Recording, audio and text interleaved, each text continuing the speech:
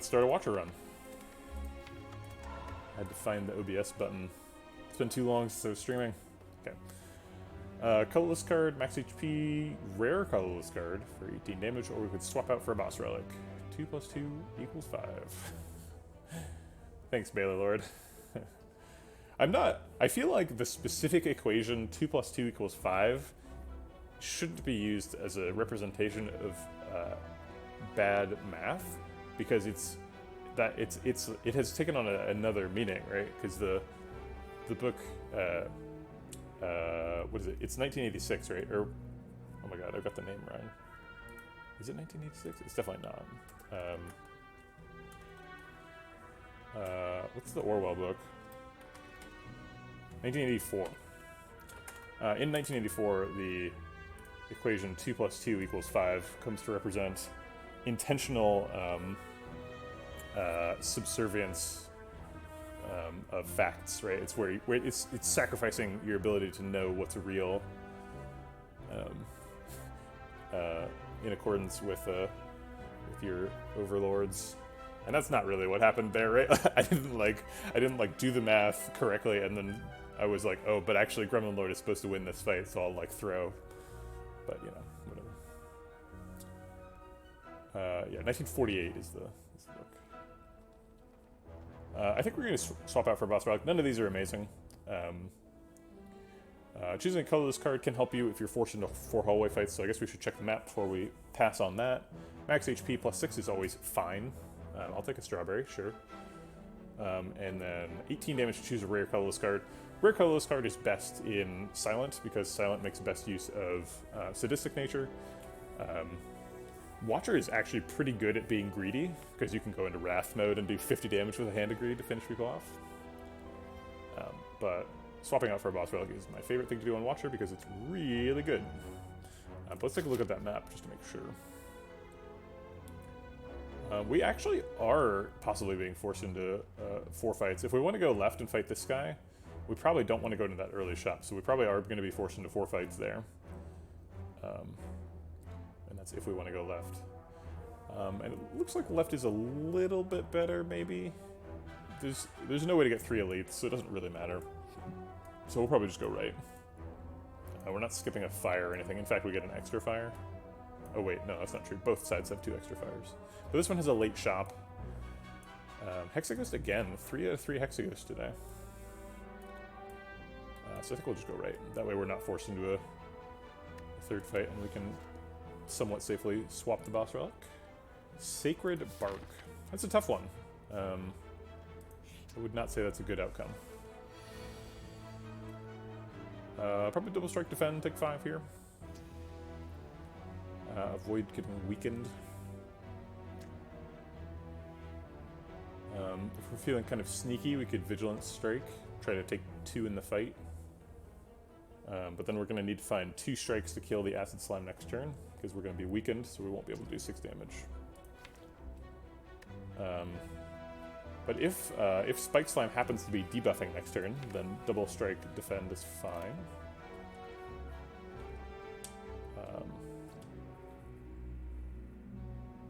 But I don't foresee us taking less than 5 damage in the fight, so I think we're just gonna... Well, I don't know. Going into Calm is pretty good, because then we can go into Eruption and get lethal later. Alright, we'll give it a shot. We are pretty much guaranteed to get 2 strikes next turn. I guess we can miss it. It's a 1 out of 6. It's a pretty big disaster if that happens, though. We could end up losing like 15 health to this floor or something. But we'll give it a shot.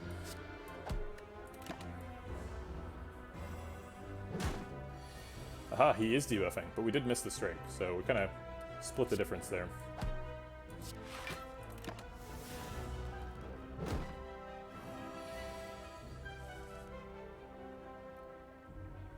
Eruption Strike is not lethal, which means we're probably missing Eruption here. So I think we just strike Vigilance again. And take 2 more. Alright, so total in the fight we've taken 4, and we could have just taken 5 on the first turn. But it looks like we might be able to get out of it with just taking 4 damage total. If we can draw Wrath next turn. Yep. Okay. Well, I guess we took the right route, because we took 4 instead of 5. Turn 1, Weave versus Conclude. Wow, what a turn 1. If you're going to pick a pressure points, you want to pick it on floor 1 so that you have stuff. The Entropic Brew drop is also excellent with the Sacred Bark. So we probably want to spend this next floor, honestly, because having 2 potion slots and a Sacred Bark puts us under a lot of pressure to use them appropriately. I guess maybe no. Maybe we save it for an elite fight. We're probably taking Conclude. I do like Weave quite a bit. And it isn't uncommon that you kind of build your deck around, so it can be really nice to get one on floor 1. I don't know.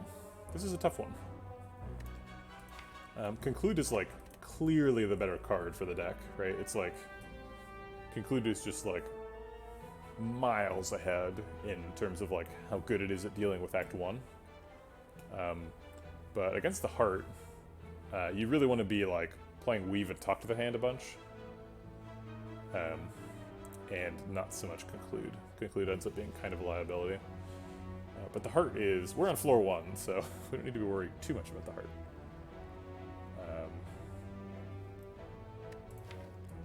You know what? Let's pick fucking pressure points. I've tried this so many times, but I feel like if you're offered a floor 1 pressure points, you have to try, right? At some point, I'll make a pressure points deck work. And I've never done it, so I've won a bunch of times with Watcher. Winning is not the goal, right? Winning is great, and it's like, we're trying to win, but we're also just trying to see, like, can pressure points ever work? And you have to pick it on floor 1 if you want to find out if it can work, right? But that does kind of condemn this to being a meme run. And we're, like, super reliant on finding this one common, like, 3 more times. We do go to a late shop, though. Shops have cards, and sometimes those cards are pressure points. Okay, how do you kill the Heart with pressure points? How many times do you have to play pressure points to kill the Heart? That's the real question. Okay, so the Heart has, what, 800 health, right? So that is 8 times 100. So the series 1 plus 2 plus 3 plus 4 plus 5, the series of sums of consecutive... the sum of real numbers. The sum of, what are they called? Counting numbers, I guess? Sum of positive integers in ascending order. When does that sum exceed 100? So let's do math real quick. Okay, I'm just going to do it by pressing 1 plus 2 plus 3, because that's the funnest way to do it.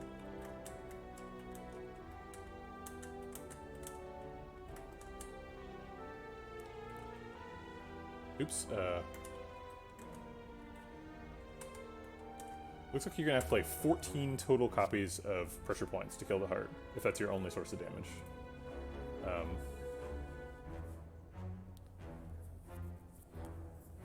Okay, that's a lot of pressure points. So let's say you have 3 copies of pressure points in the deck, and you play them every time you see them. Playing 14 copies of pressure points means you're shuffling 4 times. That's not unreasonable at all.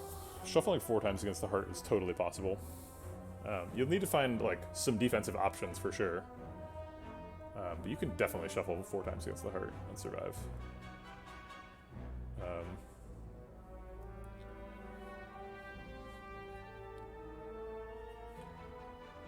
Actually, do you run into damage cap problems if you play 14 copies of pressure points? Because the last one is going to do... There's going to be 13 other copies of pressure points on there, so it's going to do 14 times 8. I guess 14 times 8 is sub 200 significantly, so probably not. I guess if you try to play 13 and 14 on the same turn, you probably run into a damage cap. Alright. I think it can be done. And I think the main problem with it is I never tried it on a non-Ascension 20 run. And unfortunately this is an Ascension 20 run, but I'm gonna deliberately pick the worst option because I want to have this experience that I've never had. So, alright, let's try it. I know it's not good. Don't tell me it's not good. Okay, so we could pressure points. and then Eruption 1 to kill him, but then we take 14. We could just Vigilance Defend, block for 13 and take 1. That seems like the responsible adult thing to do. As much as I want to play the pressure points every time I see it, it's not necessary. Alright, we're going to try to take that just 1 damage in the fight. Looks like we're going to be able to do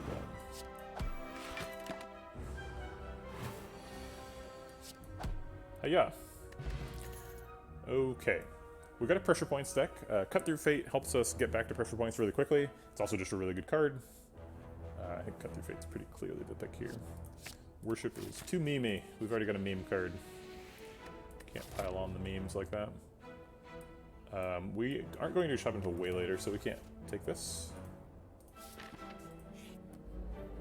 Alright. Can I get Pressure Points? I can. Ooh, look at that. Pressure Points does do a lot of damage. One mana for 8 damage. Not too shabby. Block out here and hit him for 6. The second Pressure Points, though. 1 mana do 16. That's where you're really shining. This is lethal, so let's do that. Can we kill him with Pressure Points? No. Sad. We got the 2 potions that don't do anything with Sacred Bark. I mean, there's a bunch of them, but those are 2 of them. We should probably pick Consecrate because we didn't pick Conclude, because we wanted to pick Pressure Points. Flurry of Blows seems like an overcommitment to a strategy that we are not leaning into. That Weave would have been good with the Cut Through Fate, too. Let's go Consecrate. Okay, probably upgrading our Pressure Points here, right? Upgraded Pressure Points is quite a bit better.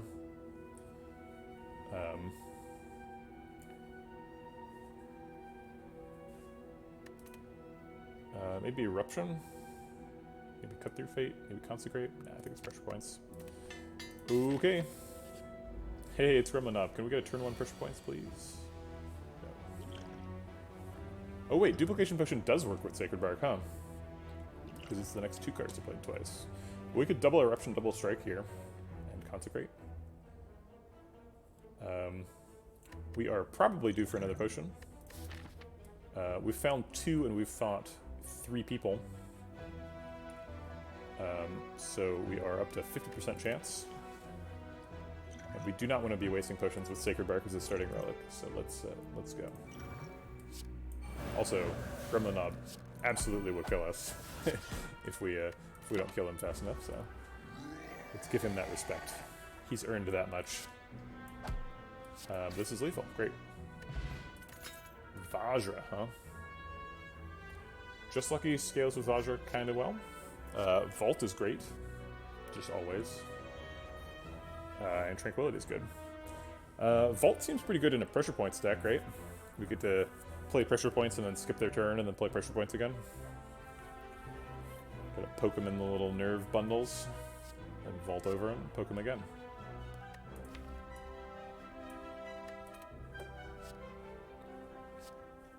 Okay.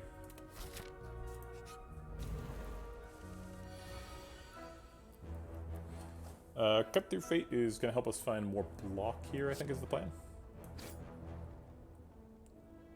I think we want to double defend versus Vigilance. This is our first hardpool fight, and I do not feel ready for it. Eruption Strike does... Oh wait, with Vajra that is lethal. 10 plus 14, 24. So we'd end up taking 16. Okay. It's less than 18, right? So I guess we could defend double strike. We're only blocking for 3 with that, though. Yeah, let's just go in.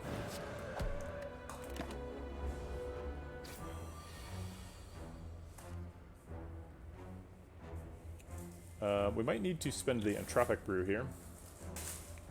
Max damage is probably going to be Eruption Strike Consecrate, which is 15, 25, 34. Okay, so let's see what this is. We could double Smoke Bomb. Well, that's a terrible outcome. We got an Entropic Brew back, which is neat, but don't really want a Smoke Bomb. I kind of want that reward. We really need a lot of card rewards because those card rewards can have pressure points, and we need to get up to like 3 copies of pressure points very quickly. But I don't think we can afford to take 26 damage either. So I guess we're Smoke Bombing. Got the classic Y Combinator Entropic Brew. Creates itself and one other thing. Probably resting here. We need to rest at one of these two, and I would rather rest and then get a card and then upgrade that card, and upgrade a card and then get a card and then not be able to upgrade it. So let's rest first. We also get to see what the relic is. It's Maw Bank. Well, we were planning on going to this store. That's bad. Do we ever dodge the elite to dodge the store with Maw Bank? Maybe we just Sapphire Key.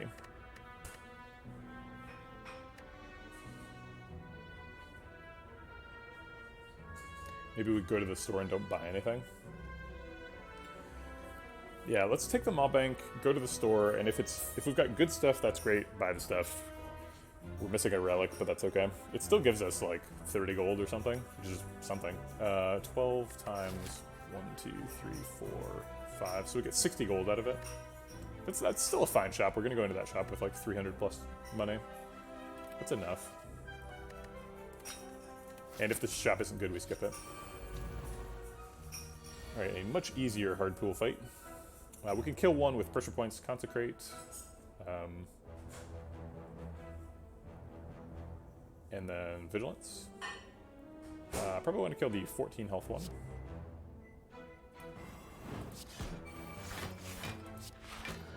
We are going to get weakened, so them being at 6 is not amazing, but whatever. Looks lethal to me. Alright. Empty Mind could be good with pressure points. Helps us draw to the pressure points a little faster. We don't have any extra stance enters, so taking an exit is a little bit sketchy. So I think we will skip instead. If we're an empty mind, or sorry, if an empty body, I think we might take it. Or even an empty hand, but an empty mind I think is probably the worst one. We don't have any rush down enters. Like if we had a tantrum, I could see taking rush down, but we don't. So, alright, we're skipping those. The dream of finding a card that we wanted to upgrade didn't happen, but we still have Vault, which we want an upgrade on. So let's do that. Pretty major upgrade for a 3 energy deck. Being able to do something on your Vault turn is nice. We pretty much have to play pressure points the first time we see it, so I guess we're playing it now. I guess I'll cut through Fate first, and actually, we'll drink the Entropic Brew first, because it's almost certainly happening in this fight. Is that true? Maybe we try and save the Entropic Brew for Hexaghost? I don't know if that's really necessary.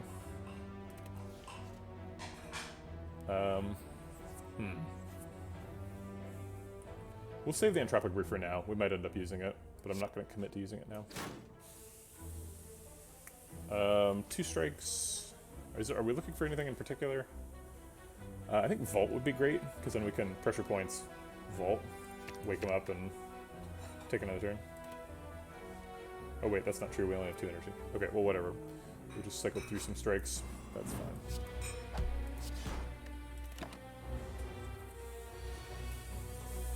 Alright, we pretty much just want to block until we get back to pressure points, which is convenient because all of our hand is blocking.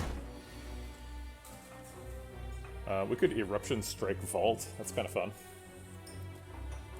Also very risky, because we could end up taking 40. We could just Strike Vault. Yeah, I think I like Strike Vault. Draws us closer to pressure points without being too risky. And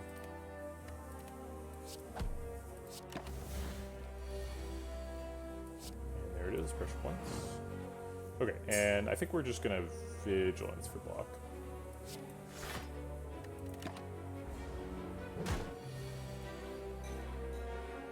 Alright, no need to block this turn, he's not attacking, so we'll just pile on some damage, and the next pressure points should kill him, hopefully. No. So it's going to do 33 plus 5, which is 38, off by 1. We could drink the Entropic Brew and try and find 1 damage. We are blocking for 6 otherwise. We do have guaranteed lethal next turn, so we can just take 14. Entropic Brew to try to save 14 health. It's Hexaghost. The 14 health is not a huge deal. Puts us at 22, which is right below the 24 breakpoint. I'm pretty comfortable there for Hexaghost. Okay.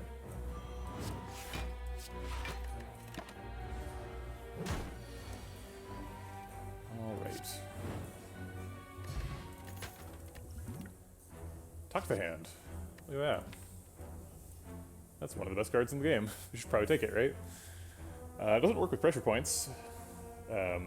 Definitely makes me feel like I should have taken the Weave. If this deck just had a Weave instead of a pressure points, I'd be much happier with it right now. You don't get to play the game that way. You don't know you're getting Talk of the Hand Magic 1. Alright. Let's cut through Fate looking for pressure points, and if we don't get it, Vault.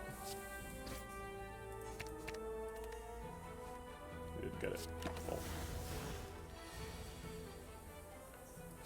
Talk to the Hand, double defend is fine. Oops, should have played Vigilance there, actually. I'm going to restart the fight to play Vigilance. It was a straight up mistake. I would rather be in Calm than not, so. Alright. Cut through Fate, get rid of both, looking for a Weave that I know isn't there. Or not Weave, but. The card that I took over Weave for pressure points. Okay.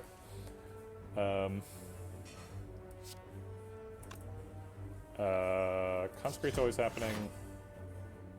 I guess Strike Vigilance blocks for more. Blocks for 12. But pressure points is pressure points.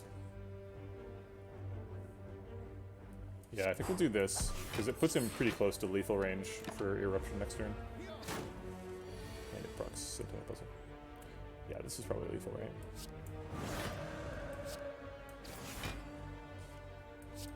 Okay. Bowling Bash is really good with Talk to the Hand. Meditate could get us back a pressure points, which seems important. Meditate's also just really good. We have Talk to the Hand, so we probably want to take like Flurry of Blows and Stance Changing, since we don't have Weave. And Meditate also changes stances. Bowling Bash is a really good card, though, and it's really good specifically against birds in Act 2. It's also good against like Slavers and Gremlin Leader, and like Collector and Hyper Beam Guy, and on and on and on. It's just a good card. Activates Talk to the Hand a bunch of times. It's not particularly good against Hexaghost. Meditate's best if you can find an Establishment, which is a rare, so we're not super likely to find that. And we don't currently have a Flurry of Blows, so taking Meditate and hoping we find Flurry of Blows is a bit of a lark. Might not work. Whereas Bowling Bash is a lot more consistent and powerful in Act 1. We are done with Act 1 basically though, right? Like we don't have any more hallway fights to worry about. So we're really only taking it for Act 2 and Act 3. I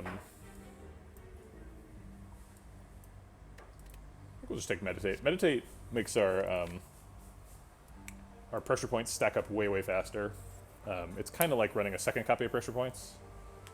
And we really need that against Hexaghost. I think we're behind on Hexaghost right now, and so we need to solve the problem that's in front of us, not the Act 2 problem. Alright, is it a good shop or a bad shop? Not entirely clear. The Shuriken gives us an alternate way of scaling our damage. Our current way of scaling damage is pressure points. Shuriken works really well with Talk to the Hand. And then we end up building a pressure points deck in which pressure points is the worst card, which is kind of the inevitable downside of building a pressure points deck.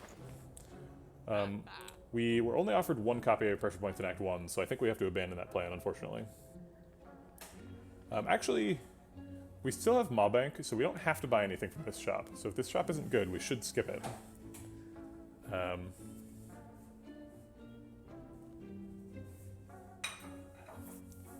And I think it's pretty reasonable to skip this shop. This is not an amazing shop. Protect would be nice. Shuriken, obviously. Yeah, I think we're just going to skip this shop and just bring a bunch of money to the next job. Which is potentially very unwise.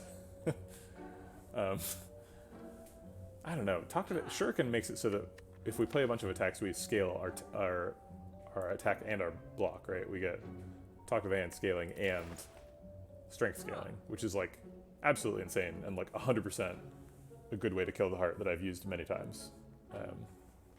Whereas Pressure Points is like a, can this even ever work sort of plan. So I have some mixed feelings. Currently, Shuriken is not very activatable, right? We have a Consecrate. That's kind of our only little helper for getting Shuriken off. We have some stance changing, so we get extra energy when we go into Wrath. We can like go into Wrath, play a couple of attacks, and then Vault is kind of the best thing the deck does if we pick Shuriken.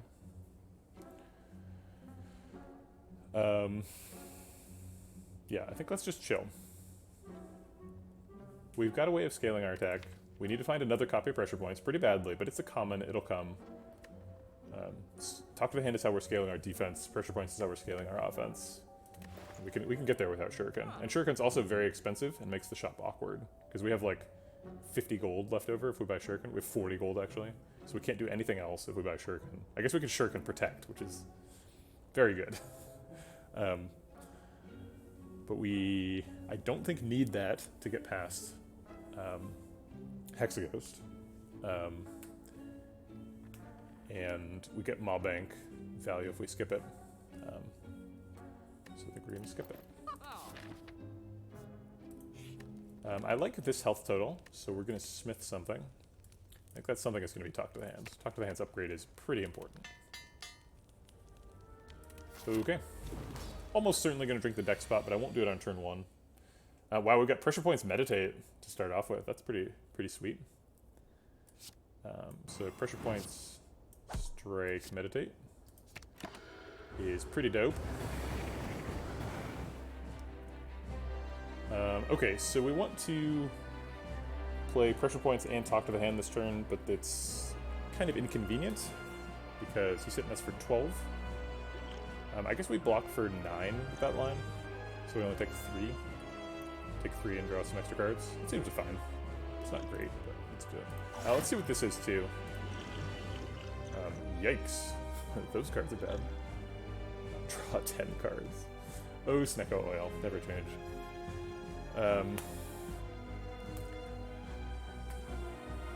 We could upgrade all the cards. That would decost Eruption. It would upgrade the Defend to block for a little bit more. The most important cards in the hand are already upgraded, so it's not super relevant for that. I will go ahead and Blessing of the Forge. Oh wait, if I do that, do I block out? Because I kind of don't want to block out. So they go from 5 to 8, and 8 plus 4 is 12, so I would block out. So I'm sort of sacrificing Centennial Puzzle's activation there. So let's not do that. It's going to be fine later in the fight too. I guess ideally you wanted to use these together, right? You know, like play your whole hand and then Nickel Oil Blessing of course.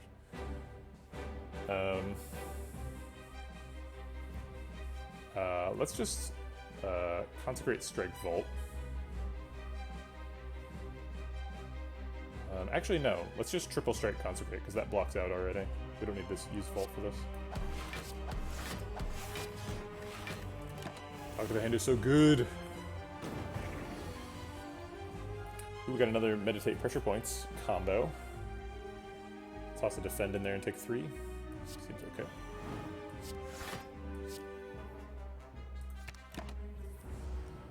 Alright, we're getting there. Next Pressure Point does 44 damage. That's a ton. Block out and cut through fate. I'm just going to get rid of as many cards as I can to try and get back to pressure points.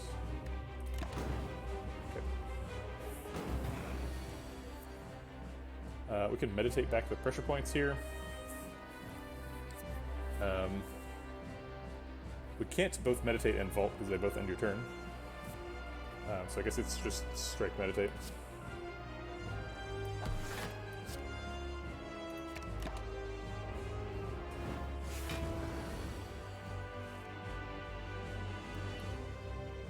Okay, we're gonna play pressure points. Then I think we're gonna play consecrate and then Snecko Oil. We want to draw a bunch of cards to get back to pressure points. Next pressure points kills him.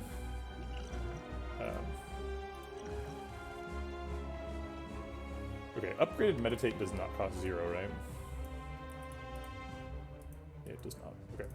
So the way Blessing of the Forge and Snecko Oil interact is if the upgrade would normally change the cost, if the upgrade would normally reduce the cost to the point below where it is now, then you get the new upgraded cost. So for example, if this eruption had costed 3 as a result of Snecko Oil, then Blessing of the Forge would down cost it to 1.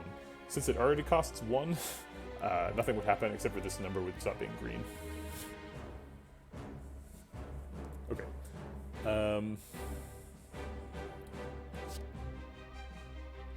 So Vigilance, Defend, I guess, and then just meditate on the.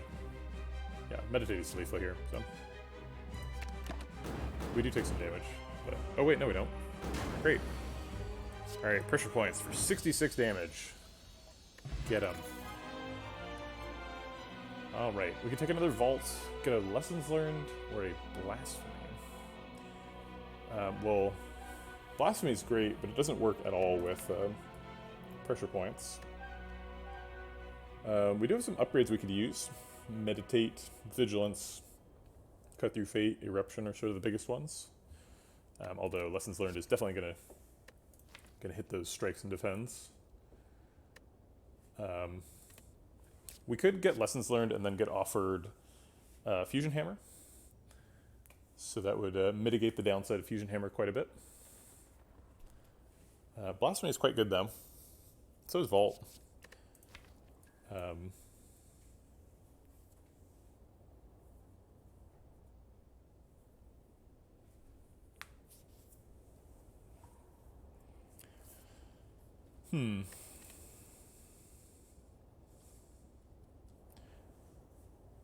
There's no potion synergy cards for Watcher. I think the only class with a potion synergy card is Silent with Alchemize. But I want potion synergy stuff because I have Sacred Bark. Sozu's totally out, by the way. So that's it's going to be a little bit more difficult than normal to get an Energy Relic. I will never pick Sacred Bark and Sozu at the same time.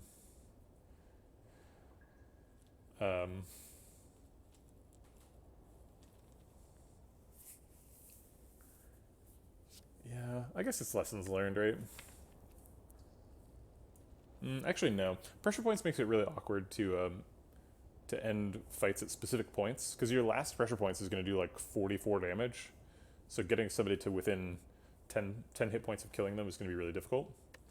So I'll just take another Vault to try and set up more pressure pointsy stuff.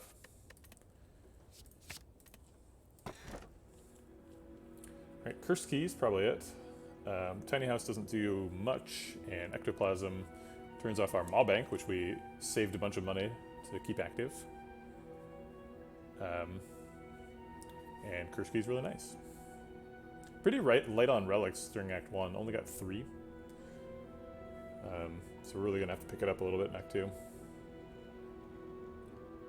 Alright, Cursed Key, let's do it. Okay, a couple things we're looking for during pathing here. Obviously, we're looking for the normal question marks in Act 2. We're looking for an early shop because we've got a bunch of money.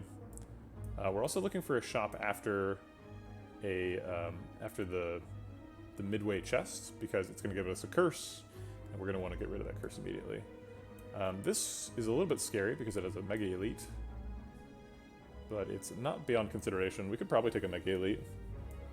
So we could do this early shop, these 3 question marks, this Elite, and then that Mega Elite.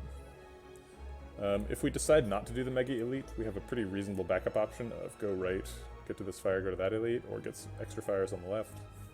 So I don't think I mind that a lot. Getting 3 question marks early is great. Getting a shop when you get 400 money is also great. So let's do that. Alright, turn 1 pressure points probably happening. Let's cut through fate first and see what we're getting. Oh wait. They lose HP. So this goes through armor, which is super weird. We need a wave of the hand to get rid of people's artifacts eventually. Let's do this. Meditate's great for getting our pressure points back. So I guess pressure points defend meditate. It's taking a lot of damage.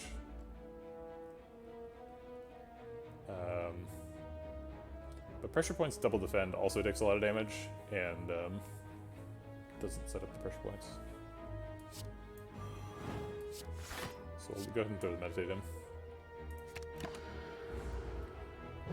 Ouch.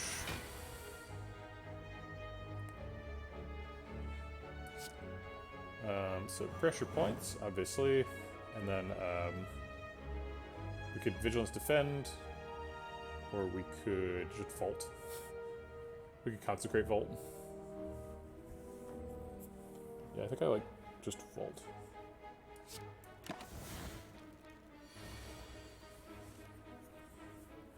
Let's do talk to the hand, cut through fate. Gets plated armor, blocks for a little bit. Strike is okay. Yeah, I'll take a cut through fate back to help you find pressure points. Next pressure points is lethal. There it is. Oh. He healed during his turn. Which confused the game. But we have lethal anyway? Yeah, we do. Okay. A little bit of panic there. Sash Whip is definitely worth considering. Sash Whip helps us remove artifact charges, which is really important for getting pressure points down against enemies with artifact charges, like Donudeka and Spire elites, and potentially the Heart. Actually, definitely the Heart, because we're like our main source of damage is subject to artifact charges, so we definitely need to keep getting through artifact charges in the second phase of the Heart fight. I don't know if Sash Whip specifically is good enough, but it is a card. Sash Whip is good if we eventually find the... what are you saying about Vault right now, Substance Farmer? Vault is what?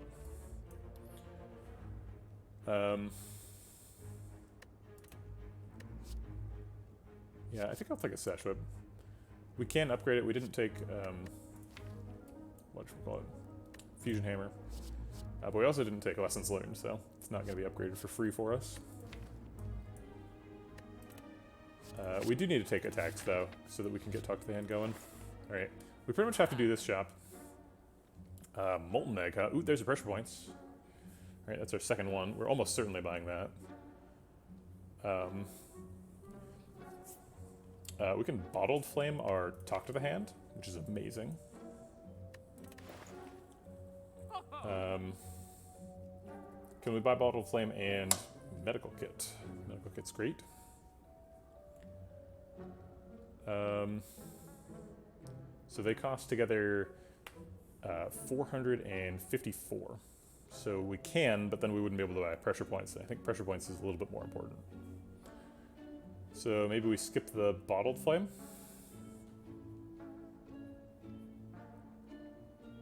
And we do like pressure points. Maybe we skip the Medical Kit. Medical Kit's really good, but it's not like super important. So we do like pressure points, Bottled Flame, card remove. I really like Molten Egg though. We're gonna go to 3 more question marks, and if those question marks contain bites, then Molten Egg is going to be amazing. Because getting upgraded bites is a total run winner. So let's just do like pressure points, Molten Egg, card remove.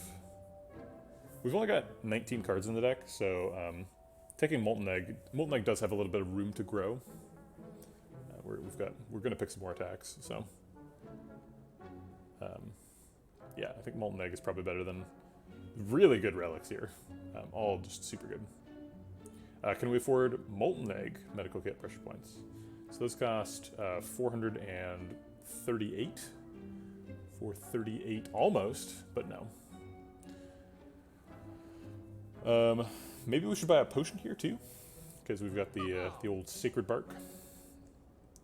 So make Fire Pot do 40 damage. That's pretty much kills a slaver, which is like really, really good. Or we could buy Explosive Pot, which like clears the first wave of gremlins, which is really good. Can we do pressure points, Molten Egg, card remove, potion? Hey, Rusty Grum. How's it going? So this costs 50, this costs 265, so that's 315, 315 plus 75 is 385. So yeah, then we could afford almost 2 potions, although we don't have slots for that. Thanks for watching, Rusty Grum. Yeah, I think I like Molten Egg, specifically because it bites. I could remove non-strike if I really am hoping to get, if I really do think I'm getting bites, but I don't think it's worth it to risk it. Can we buy Fire Potion and Just Lucky? Yes. Is Just Lucky worth it? Helps us set up, or helps us pay off Talk to the Hand, helps us set up Sash Whip. Sorry, oh my god, Bmod, I can't believe I just like totally forget about exercise every single time. I was thinking about making a mod where whenever I see a card reward screen, it's like, here's how many exercise you have left, do it. And then you can click the button to say, I did it. Or like, no. But I will definitely do one at the next card award, and in fact I'll do one right now. I'm gonna go do some stretching. I have this weird, I have like a, there's like a nerve in my right leg that's acting up. So like if I do like some motions, then it'll ping me. I think it's related to like a bug bite I got at the base of my spine. So hopefully I'll recover from that. I think Just Lucky is probably better than Skip here. And then I'll go do the exercise.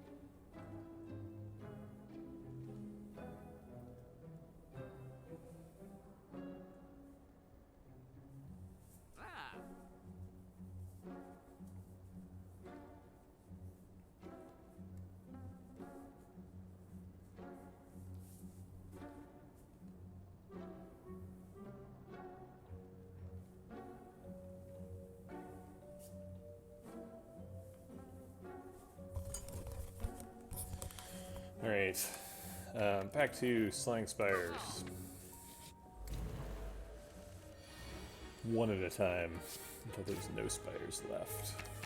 Looking for pressure points, either one of them. No, okay. Oh, I should have entered column. Restart the fight so I can enter column. Obviously. Sorry about that. Alright, I'm going to continue looking for pressure points, even though there's none there.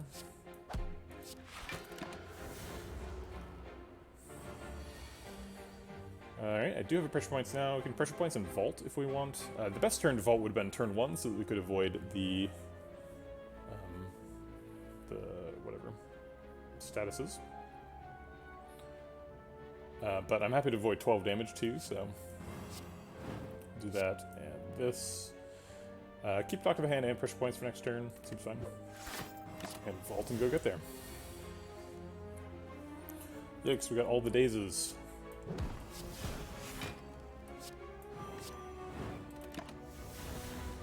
I wish that pressure points counted as an attack, and I understand that the sort of like the fiction of it is that it's not an attack, but like, come on. It matters so often.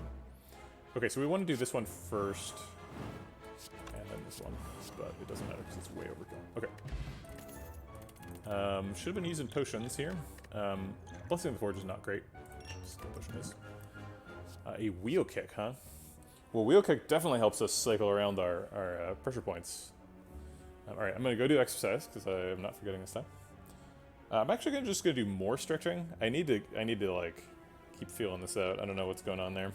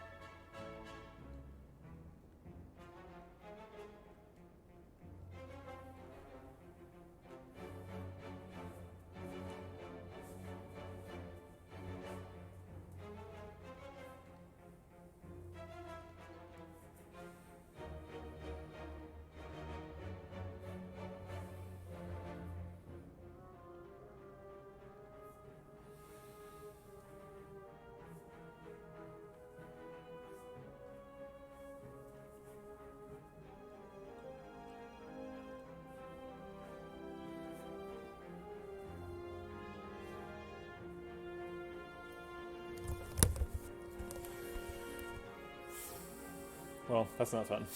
That hurts. Wheel kick. Yeah, we've got Just Lucky and Consecrate. We're trying to like talk to the hand, play some zero cost attacks, and find our pressure points. So wheel kick is helping us to do those things.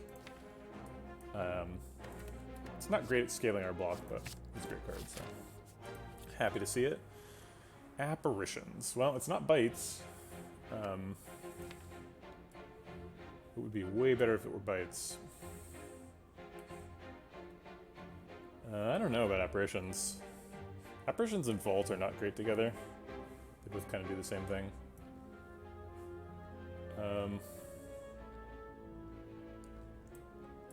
Yeah, I guess it's, you know, it's a 1 mana way to block a bunch of damage while we set up pressure points, though. So I think I have to take it.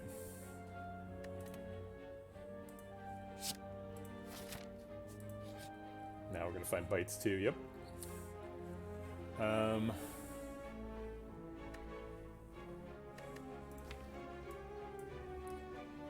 Bite plus 5 of them. Boy, Bite plus is really good. I wish I got these in the opposite order. Jeez. If we go down to 23 max HP, though, you have to imagine we're gonna just die at some point, right? We don't have enough to buffer for that. Although maybe we do. We've got some really good emergency tools with the like Sacred Bark and potions. And then we've got 2 copies of Vault and Apparitions. We're gonna die 100%. But I have to do it. We took the Molten Egg for this. It's good, it's just really risky. Alright. Definitely can't spend a 6 HP. Right? Are we going to this shop? I was assuming I was earlier, but it seems now like there's no reason to. I only have 26 gold. So I didn't note down that exercise. Digital Charmander is trying to redeem an exercise reward whenever I do exercise, so that I can't actually put the number down. So the number is still 11, despite me exercising twice. Because Digital Charmander is a troll. Yeah, I think we just take the money. I don't think we like, need a ton more attacks. Hey, Redbeardy! Welcome to all Redbeard's Raiders. Redbeard, I hope your stream was great today. Also, I just wanted to call out the great work you were doing with the Slay the Virus group. I saw your contribution of like a bunch of resources for people's like overlays, and that you like commissioned some art to put in there, and that's just like, that's super cool. Helping out charity. I am a big fan. Great job. Yeah, I think we're just taking the money. Yes. No, sorry, I didn't mean to be too critical of you, Digital Terminator. I do appreciate it. Appreciate you hanging out and watching the stream and trying to get me to do exercise, because that's what I'm trying to do too. Okay, so that's 40, that's 9. He has 49 health. So that seems good. We can't really vault with 2 apparitions in hand, so we kind of have to like just play them. And I guess that means we're not playing these 2. And I think that's okay. So we're going to proc our Centennial Puzzles by taking 2.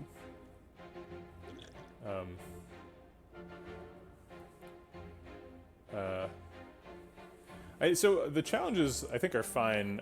So I don't really have a problem like finding enough challenging things to do during a long Slay the Spire stream. So that's not really my biggest problem. My biggest problem is like they wanted us to come up with incentives for like different rewards, and like I feel like I already spent all my bullets of like good ideas for incentives on like channel points rewards. So I'm just not sure what's left for me to put in the donation incentive rewards. I think like matching at some point is pretty reasonable. But that's like, and maybe at some donation level I could do a whatchamacallit, a speed run, since that's something that I have trouble with and people seem to find amusing. But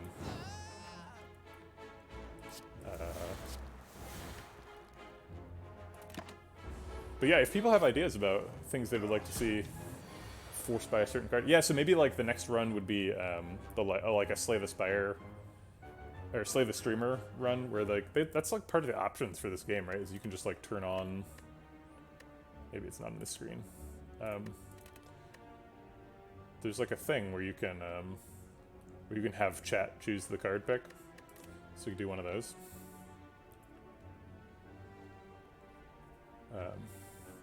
No Beardy, whoa. That would be a big change. It's your whole persona. We've got another apparition. Probably want to play that because it's a good card.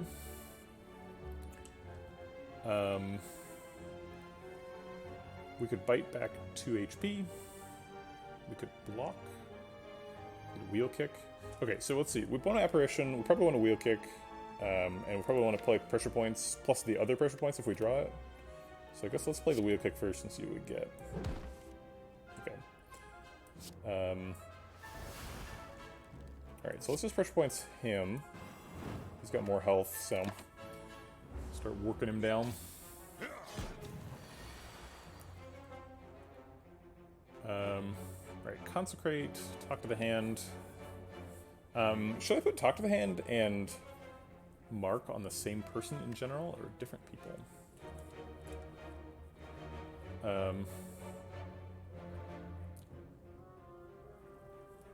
So can I kill Blue Slaver this turn? So we've got 8 plus 9, 17 plus 6 is 23 plus 5 is 28 damage. Yes, we can kill him. That's all of his health. Okay, so let's put all the damage into Slaver except for the talk to the hand, and then put the talk to the hand on Taskmaster. Presumably we'll be able to kill Blue Slaver next turn. Yeah, almost certainly. He's only doing 1 damage right now, so we don't really care. Those are both great for next turn.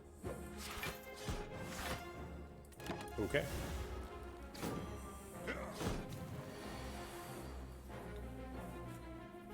Alright, bite on... Ooh, bites are only doing 6 right now. We could kill him with a pressure point, and then we would do 8 damage to back to Taskmaster. Or we could do 19 damage to Taskmaster. We can't finish him off from 20. I would like to pressure points and meditate on the pressure points.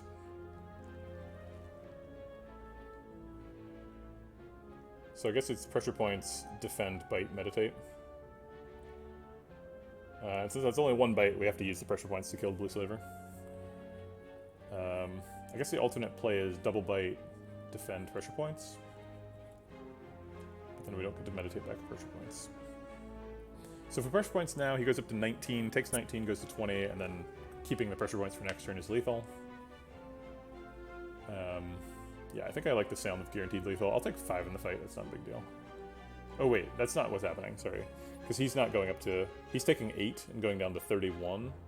And then we're keeping pressure points, so then we'd be able to do 19 while he's at 31, and he'd go to 12. We still probably get lethal from 12. We just have to draw 1 attack.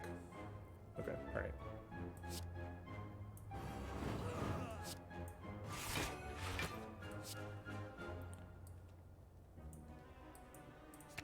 For Redbeardy's Raiders and people who didn't start here at this run, so I picked pressure points on floor 1, and it was 100% a mistake, right? It's not a heart-killing optimizing strategy. It's I've never won the game with pressure points, and I want to try that out strategy. So we're really trying to make that pressure points do something. Yeah, I have also never made a pressure points deck work, but it was offered on floor 1. It was against a Weave and a Conclude, so it was kind of brutal to pick it, but I did it anyway, so. Alright, so this is lethal. And we get to go to full health. So a pretty weird run with bites and apparitions, and now a pocket watch. I kind of want to pick the follow-up because of the Doctor of the Hand and the whatchamacallit, Stash Whip.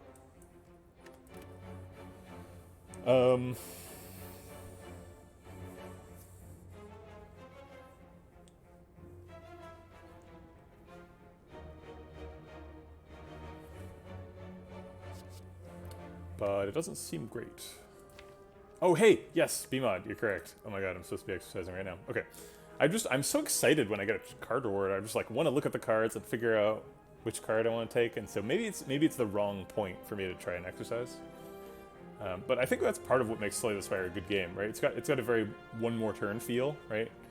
It never there's no convenient exit point. It's like, what do you want to do now? What are you doing next? Here's the path. Look at that. You're just bouncing from decision to decision. You're never just waiting for something to do. I think I'm gonna go do push-ups for this exercise. Thank you, Digital Charmander, for saving me a couple of key presses.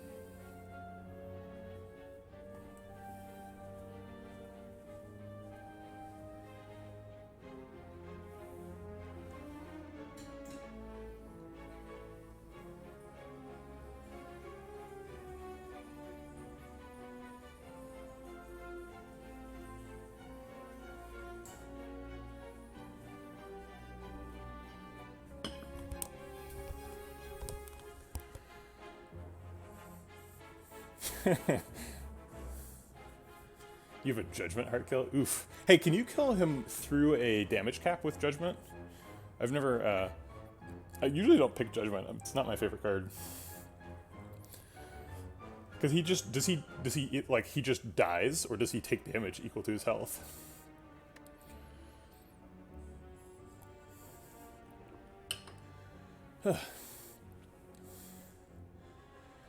I think we're just skipping these. I'm not excited enough about follow-up to delete the deck.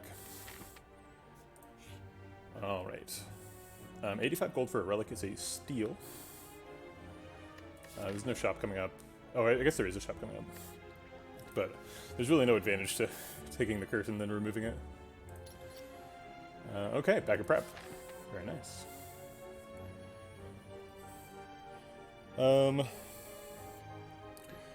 So we were thinking we might go here because for some reason we thought we'd have a bunch of money.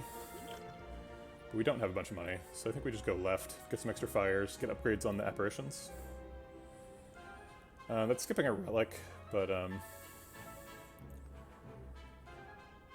is Juggernaut, Exhume Burn, Heart goes to 1 HP, mitigate the burn. Oof, that's fun. Yeah, I really love, presumably there's a Feel No Pain in there to make Exhausting generate armor, but yeah. I do really enjoy Feel No Pain decks.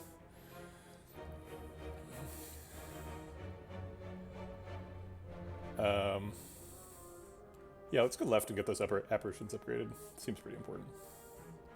That's true. Charon's Ashes would work too.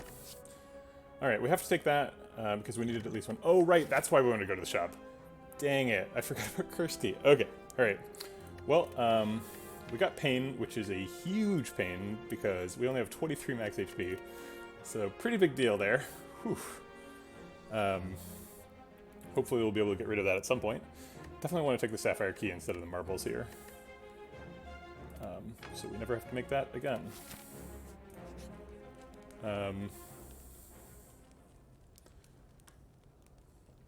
Resting does nothing, smithing upgrades an apparition probably.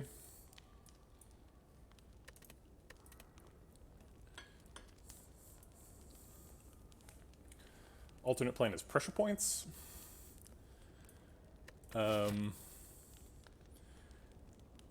Champ is going to purge his debuffs, and that's going to include the mark, and then I don't know what I'm going to do.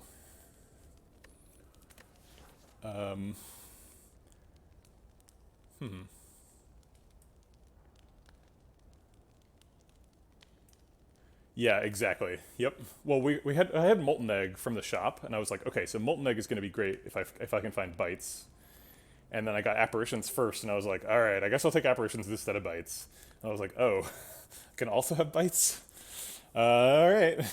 The whole thing only cost me 1 current HP. I was at 24 when I found both events, and they were right in a row. So I was like, all right, let's do it, I guess.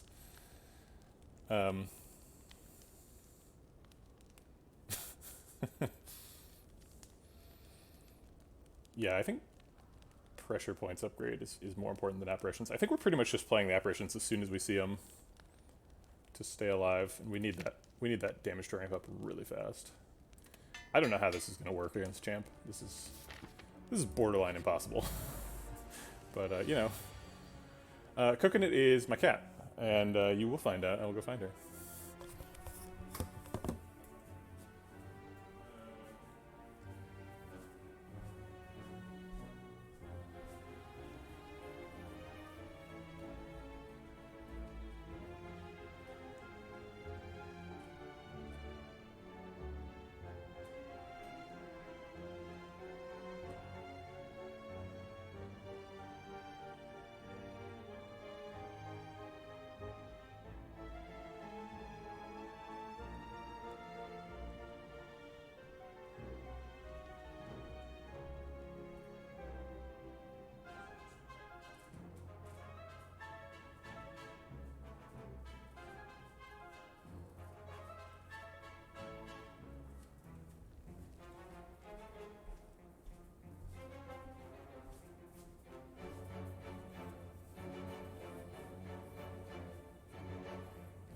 This is Coconut.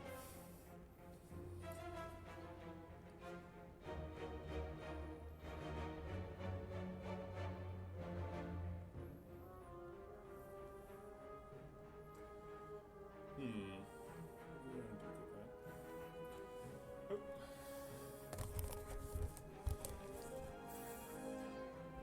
Sometimes she'll come and sit on this pillow next to the computer. Sometimes not. I think I make too much noise while streaming now. Oh man, the Pain Centennial Puzzle combo. That hadn't happened yet this run.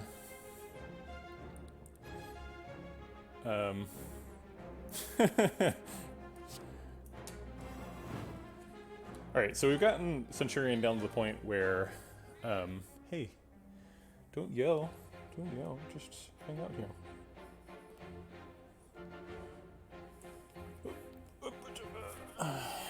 Okay, here we go.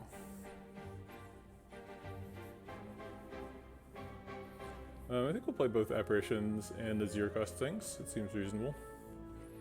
Stack up some intangible for later. Get a little kitty. Hold her like a baby.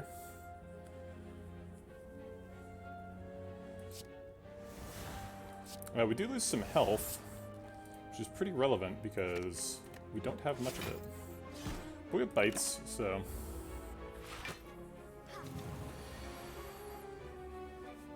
Alright. So bites get us back some health, not completely full. Oh, it does get it completely full because the thing's gone. Okay. I think we probably want to talk to the hand on Mystic. Centurion's pretty close to being dead already.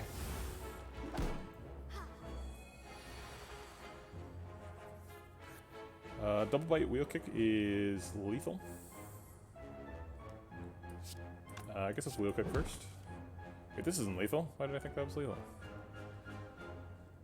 We could vault and try and get lethal before she can heal him.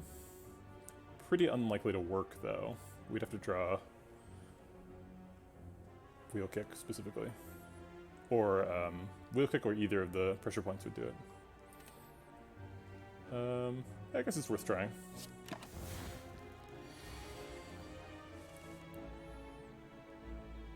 Why do we draw so many cards? Oh, Pocket Watch. It's the first time Pocket Watch is triggered. You have to excuse me. So 2 bites and Consecrate is lethal. So I'll take it.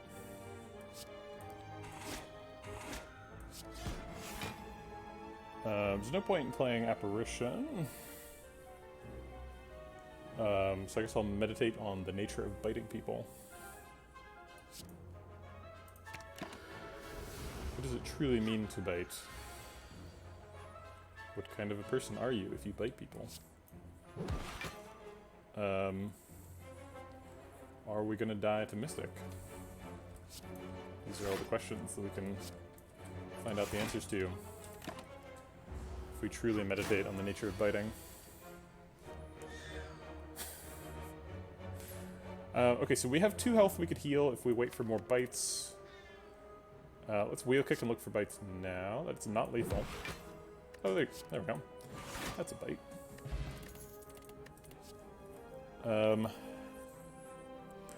Crush Joints Plus is pretty interesting. I would prefer it to be a second Sash Whip. But I don't tremendously mind Crush Joints. Fear No Evil is also quite good. For a while we were thinking we were going to do a Flurry of Blows thing to try and trigger the Talk to the Hand. Didn't seem like that really worked out. We'll probably just take none of these. The deck is pretty full, so we don't need Crush Joints so badly that we'll pick it. I think that Skill Pot is better than Energy Pot. So go ahead and skip that. We get another upgrade. We need upgrades pretty badly. I guess we're doing a fight and a campsite either way. Either this fight and this campsite, or this fight and this campsite. So we'll do the fight first in case we need to rest. Hard to tell. Oh boy. Well, this one can kill us very easily. This is an extremely dangerous fight. So I think Pressure Points Vault is a pretty good way to start. Let's go with the highest health guy first.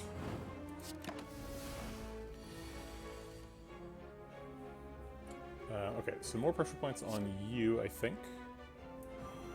Okay, so he's dead to the next pressure points on any target. Let's put Talk the Hand on you and Vault again. Or we can Wheel Kick. I guess Wheel Kick is bad right now because we can't play any of the cards that we draw. That's what's always happening. So I will just go ahead and Vault you. We're just time walking on these guys. Okay, so let's Eruption, Bite, and then Meditate on a Thingamajig.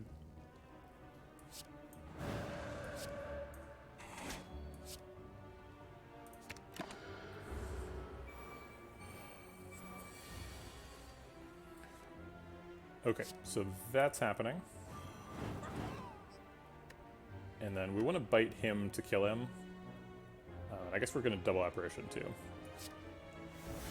So that'll get us back to full health. Or almost. I guess Just Lucky is health neutral. Bite next turn seems fine.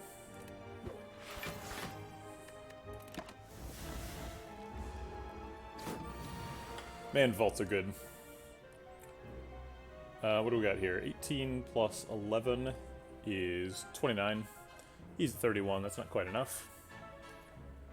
But he's only doing us 1 damage, so I think we can deal with that. In fact, I think we're just going to bite pressure points vigilance, as long as we think we'll get lethal next turn. Double bite would be lethal next turn. Cut through fates here as well. I don't believe we can miss.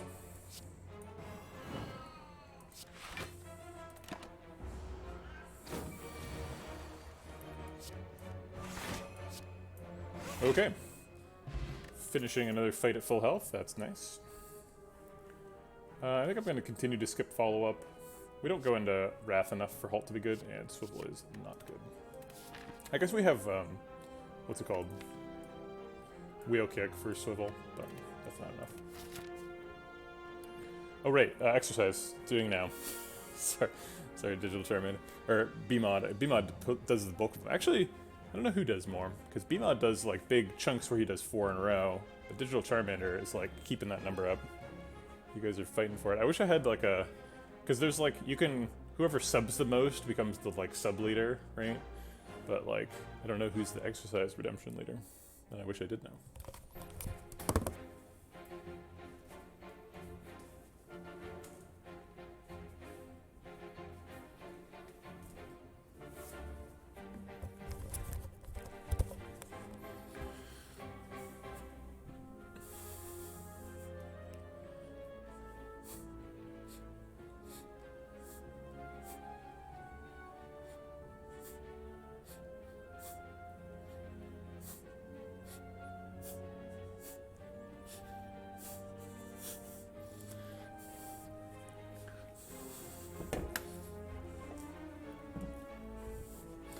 Yeah, part of the point of the exercise reward is that it's cheap, so that people keep making me do it because I want to keep doing it.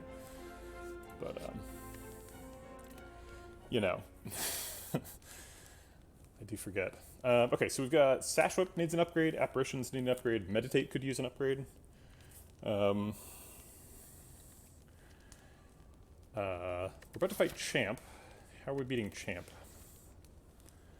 I have honestly no idea. I think we could go for Meditate upgrade. Maybe somehow we can like get enough copies of Mark and then use Meditate Plus to get both Marks on the same turn, and then kill him with that.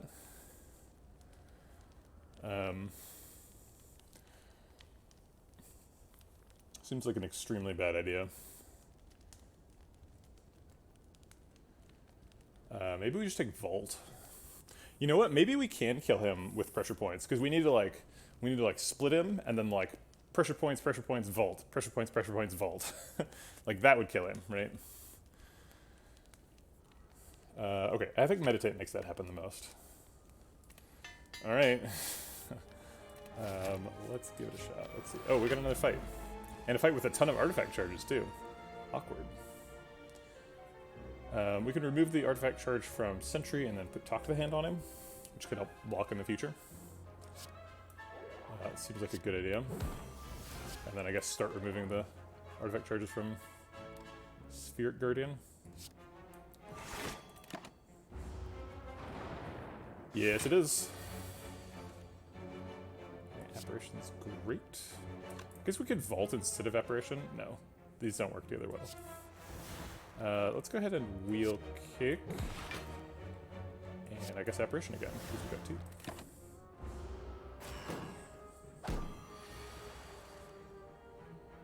Alright, let's keep those Apparitions rolling. And use Just Lucky to look for pressure points. Sash Whip removes an artifact charge. Take that. Hiya. And I guess let's enter Calm. We want to keep Sentry alive, just so we can poke him for 3 block. Maybe that's a bad idea. Yeah, that's probably a bad idea. Oh well. Alright, we're blocked out for this turn. I don't really want to play more cards because I have Pain in hand. Can't do anything useful with Meditate. I guess I'll play Just Lucky. Try and find more pressure pointsy things. And I'll play Bite too, because it's health neutral. Or health positive.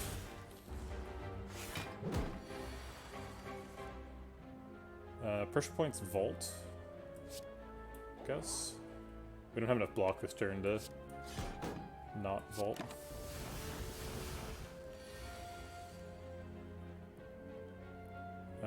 Sash Whip actually hits him. Got pressure points for the last card.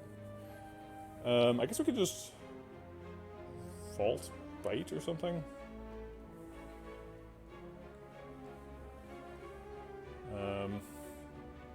Yeah, we're using the other Vault.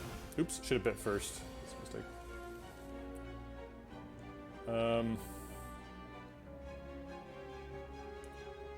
So max block here is just lucky Sash Whip defend.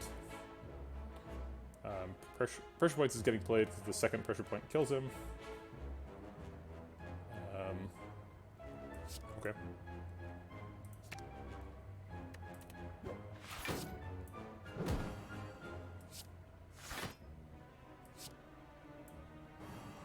And we'll play Bite to get some of the health back. We're not dead, but that takes a lot. Alright, second pressure point kills him. Let's use Bite to get some health back. I'll use Cut Through Fate to look for another Bite. Thank you. Okay. Alright, none of these are helpful against Champ, so I won't pick any of them. Skill Pot versus Weak Pot. Wow, Weak Pot for 6 is kind of insane. I think we need the 2 Skill Pots though. I think I won't take the Weak Pot. Okay. Not much point in resting. We only get 7 health back. We should get that back with Bites. Sash Whip upgrade? Apparition? Apparition upgrades are pretty good in Champ, because sometimes he's not attacking. So let's take an Apparition upgrade. Well, this is not super possible. We'll give it a shot. I believe that the approach here is to do no attack damage. We want to get as much mark as possible, which means we need to use his health as a resource. And we would be wasting that resource if we used Sash Whip on him. Although Bite gives us back our health, which is helpful too. Yeah, I guess I need my health just in case. So we'll do that. We also want to proc Pocket Watch, so 3 cards is good. Okay. We have to block for 14. And we've got Pain in hand, which is really annoying. Talk to the Hand, just lucky Bite does quite a bit. It only plays 3 cards. I don't think it's quite enough. So we end up blocking for 6 with this and 3 with that, so 9 block. Take 5 from that, take net 0 from these because of Bite. So taking net 5 and go to 14. I guess that's survivable. Oh, well now we have Apparition, okay.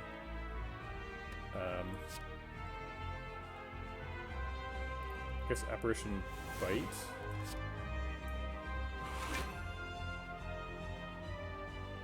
Okay, we don't want to play any more cards because Pocket Watch. Also Pain.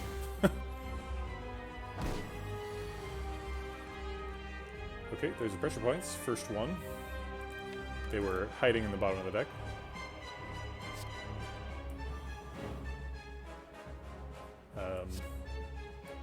We'll use Bite because I need my own health back. Take the pressure points and probably the Apparition plus. Maybe Vault.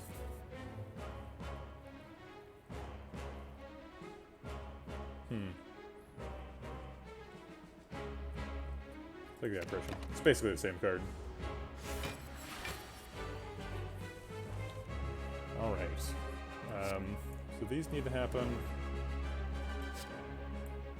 And I guess the last card will be Bite so that I get back to full health, or almost full health. It also doesn't take any of his health. It's not quite the same card, because Vault is slightly better later in the fight. Vault lets me skip his like, purging of his debuffs for a turn. How do we block for 21? Vault does it? Okay, so if we hit him with 7 attacks, that blocks for 21. Defend counts as like 1 2/3 of an attack, so we can do two defends for basically 3 blocks, 3 attacks, and then just lucky. If we do defend, just lucky, are we like surviving? I think that puts us in a fine spot. It's not great, obviously. We would love to meditate back both pressure points. Actually, I think I will. So I'm not gonna pocket watch this turn because I'm gonna meditate instead. Meditating back both pressure points is really important.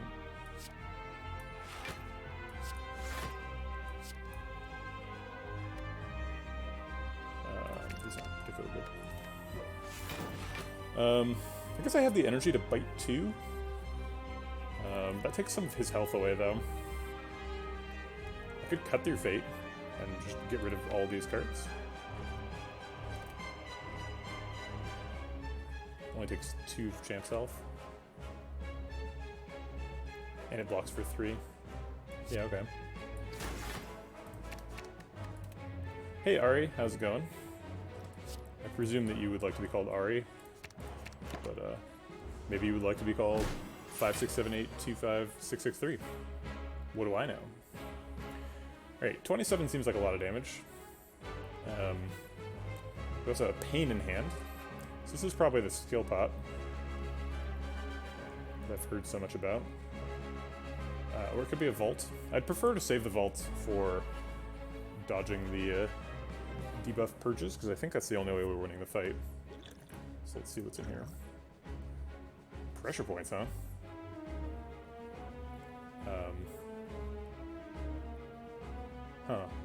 So we could triple pressure points vault. Oh wait, this is gonna give me 2 copies of it, huh? It's gonna be quad pressure points and then vault.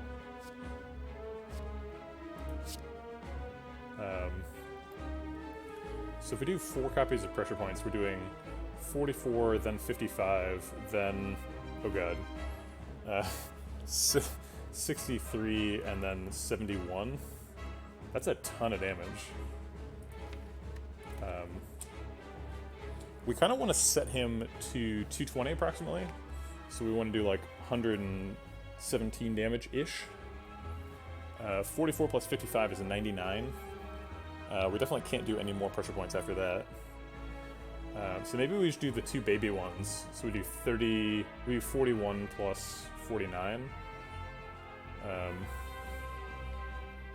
41 plus 49 is less than 100.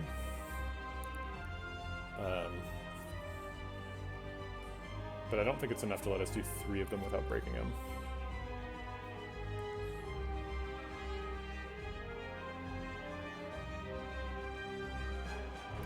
I think we might have to hope that this one also has a pressure points in it. So then we like go ham this turn, use a vault, and then next turn we don't let him split, and we do it again with the skill pot, and maybe we find like meditate to get the other ones back for the last turn. Yeah, I think we have to go now.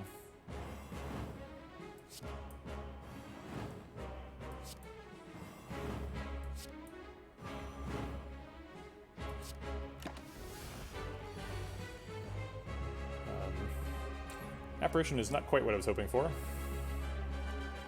but I suppose it does block. Alright, his health is no longer a resource. We should beat him up as much as we can now that he's sub-half. We can't get Vault this turn. Can we shuffle and draw a... no, we can't. Oh wait, yeah we can. So if we draw pressure points plus right now, he takes 82 damage and goes to 13. Seems like that puts him in range. So in order to do that, we would wheel kick and then cut through fate. So we draw 2 cards and there's 4 cards. Or I guess we'd wheel kick just lucky and cut through fate. Both of these scrying away all the cards they see.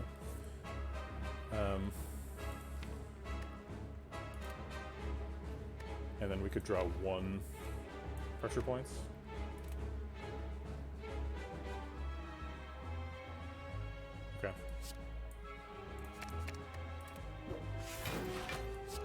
Yeah, we have 2 cards to get it, though. Oh, wait, no, that's not true. We have 1 card. Oh, wait. Yeah, if we could get even 1 pressure points, we kill him. I will use this. Come on, pressure points. Nope.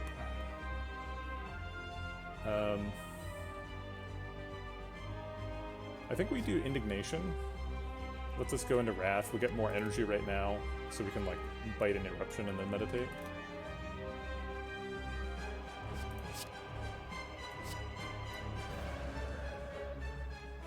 I guess that's not quite true. Oh, I should have Pocket Watched. That's correct. Alright, well, I'm committed to this line now, I think. We're pretty close to it, though. We're doing 38 here. He goes to 30. And I think we just stay in Wrath. Oh, oh my god, I should have vulnerabled him. Jesus. We just missed like 20 damage. Okay, well, he's vulnerable now, and we're still in Wrath. So there's a good chance we get him. Oh my god. Fucking pain is here.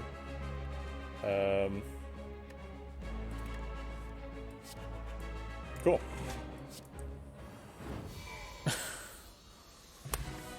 Alright, didn't think that was gonna work. But it did. Definitely screwed up several things. We passed on a Lessons Learned earlier, but this one is a Lessons Learned Plus. Also, we've got Apparitions in the deck now to upgrade. Scrawl, yeah, I was going to talk about Scrawl seeming really good. We do have unupgraded Apparitions, so Scrawl can draw those and make that kind of awkward. I don't think Alpha is going to happen. Oh, this is a card reward.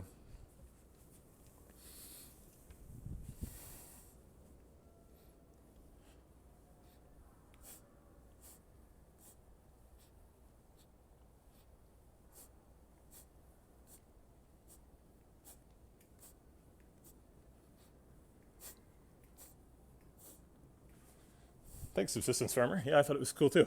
I was surprised it worked. I think the the skill pot that gave us pressure points was a pretty big deal.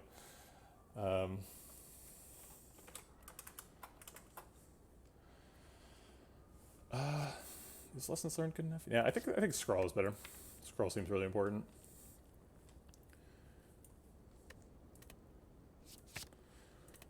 Okay. Can't pick Sozu. We have a Sacred Bark. It's not allowed. Velvet Choker seems bad. It seems like we're going to violate some Velvet Chokers. But maybe that's not true. We already have 4 energy and some 0-cost stuff, so I'm pretty skeptical about Velvet Choker, especially with Scrawl and Wheel Kick. You think Choker's fine? I guess we already have Pocket Watch, huh? We haven't had too much trouble staying under Pocket Watch. But if we have 4 energy, like, are we really going to play 3 cards or less? Yeah. Astrolabe is here too, though. Get rid of, what? The Sash Whip, the Consecrate, and a Defend? Doesn't seem great.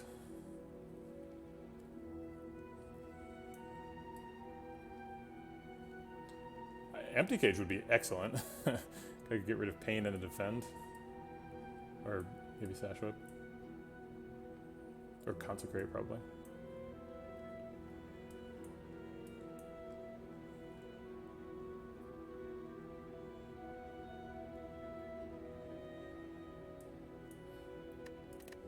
Yeah, I guess having both Pocket Watch and Velvet Choker is pretty good if you're building towards trying to Pocket Watch. Already having 4 energy, though, makes me just feel less like I need a... Like, there's nothing this deck... There's, like, no turns this deck takes that need 5 energy currently. But we do have a Wheel Kick and a Scroll, so I guess that's changing, huh? Alright, you talked me into it. I'm going to take Velvet Choker. Donu Deka. Well, that's probably the worst one for a Pressure Points deck.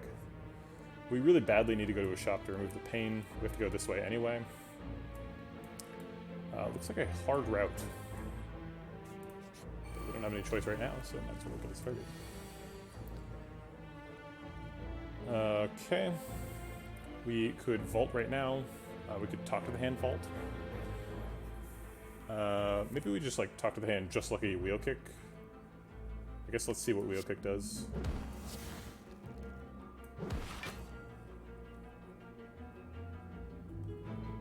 Well, now we have pain in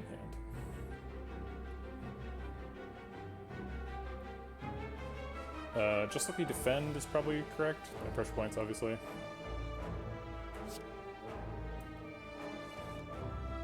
There's Scrawl. Apparition for next turn seems fine.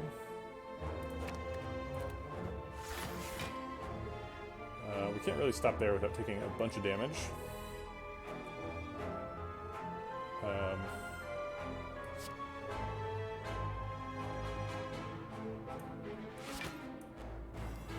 I guess we got both pressure points, huh?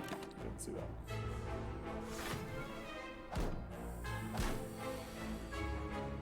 Alright, gonna need some of those apparitions. Do we stop there, or get 3 more health? 3 health versus 3 cards, basically.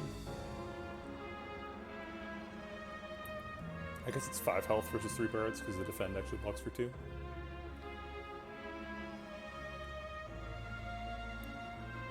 Five health is almost 50% of my current health total, so I think it's probably worth it. Oh, I guess I don't have to play the defend. We're already blocked out. Whatever. Forgot about talk to the hand. Alright, let's take you down like the middle one. He's got the pressure points on him, so we can deal with him a little bit more easily. Hopefully.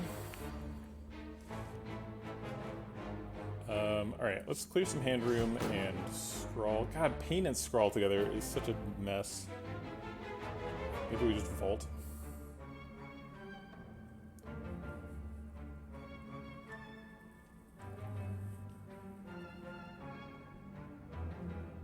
Yeah, I guess just get me out of this turn.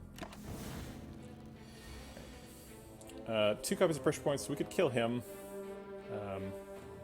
For 2 energy. We do have kind of an obligation to exit this fight at full health, because we have bites and this is Darklings. We also have apparitions, so we're like always riding a little balanced beam of trying not to die. Let's see, if we pressure points him once and him once, he takes 44 and dies.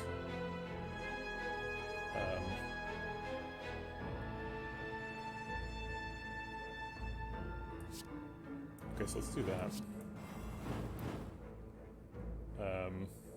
And then I guess Bite Vigilance.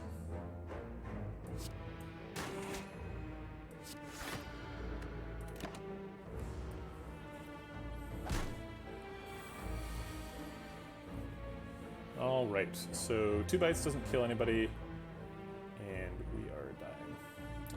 They're hitting us for 28. We can block for 10 and go to 28 and survive with 9-ish health, 8 maybe? I think it's 9. Doesn't seem great. Let's set up for next turn, I suppose.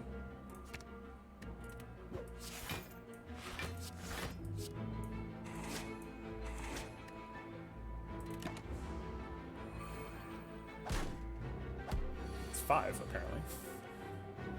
That's lower. Bite you to death, that seems good.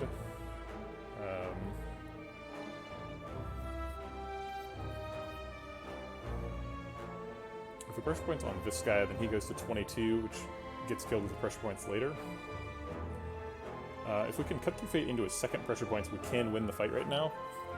Although I think winning the fight is still not the goal. Getting to full health is still the goal.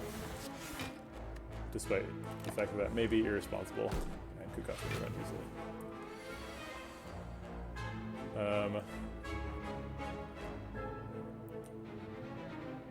Sash Whip plus Consecrate does kill him, which is convenient, because otherwise I would die.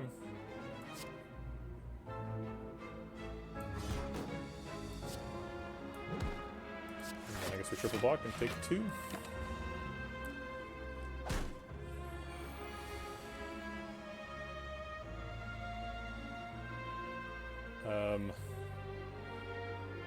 Just lucky plus bite means we die. Yep.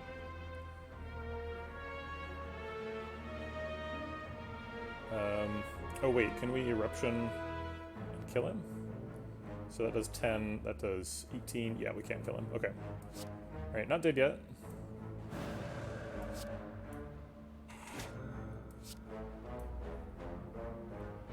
Pressure points next turn is likely good. I don't know if Scrawl's good. Let's say Scrawl's good.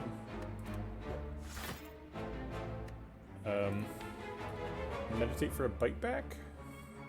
Costs me a current health though. So I think it's probably not worth it.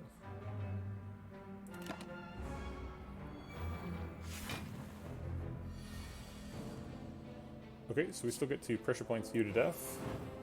Now begins the bite parade. Oh crap, we're in wrath mode, so we are biting really hard.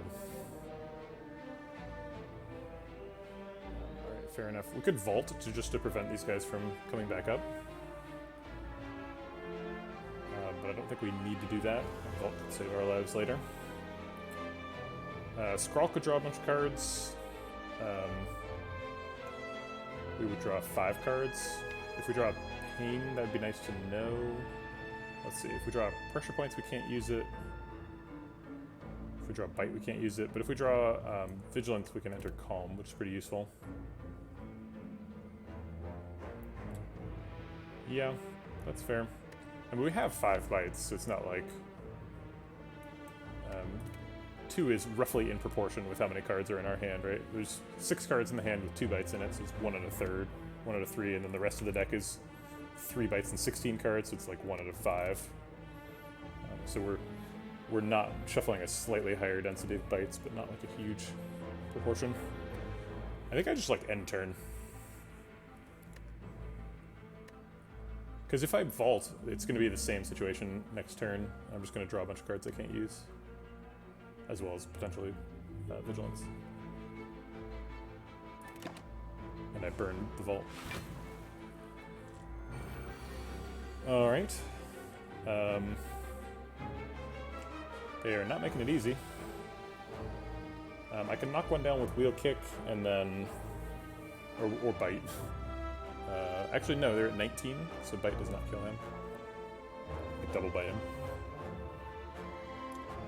And then he's hitting for 13, assuming we get back into Calm, so we can Vigilance Defend. Yeah, so double bite, Vigilance Defend, blocks out, gains 6 health back.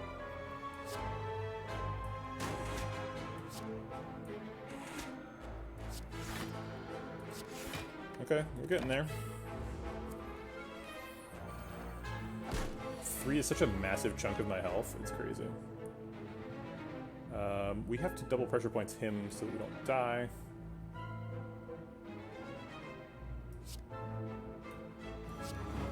So we'll do that, so I don't want to die. And then Defend is worth positive health, and so is Bite. Alright, set back a little bit. Down to 6. Okay, so we could kill them both. We could win the fight right now. Meditate can get us back bites. Yeah, the pain is really, really disruptive. It's I really want to get rid of it, but you know, that's curse key for you. At least it's not normality, I guess. I would like to play 3 cards this turn. I would like to kill him, and I would like to get bites back. Is that possible? This does 17, that's not enough.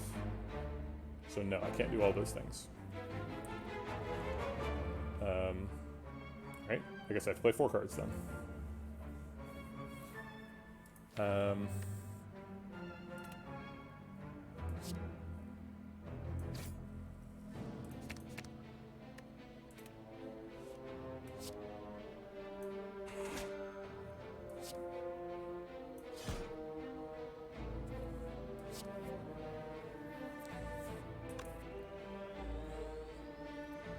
We could Eruption and then Meditate to put him at 9. Yeah, I think putting him at 9 seems good.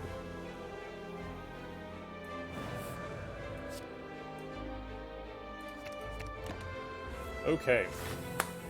classic stressful Orblings fight. We're trying to do some stupid stuff. Shouldn't be doing. Alright, pressure points kills you, which relieves a lot of the pressure. And then defend triple bite. Does 27 damage, leaves him at 2. We take 8, but we heal for 9, so we gain 1 net health. We're getting there. 1 health at a time. Until the one turn where we didn't manage to draw the right cards and we randomly die. Okay, so probably Bite Scrawl, draw 7. If we get trapped, we can vault. Looks like Vigilance Defend blocks out. That's probably the line. Okay. Oh crap, Pain. God damn it. Alright, well, we're up to 11. That's more than 6, I guess. I've heard about numbers before. Okay, so let's knock him down. Saturate Bite does do that.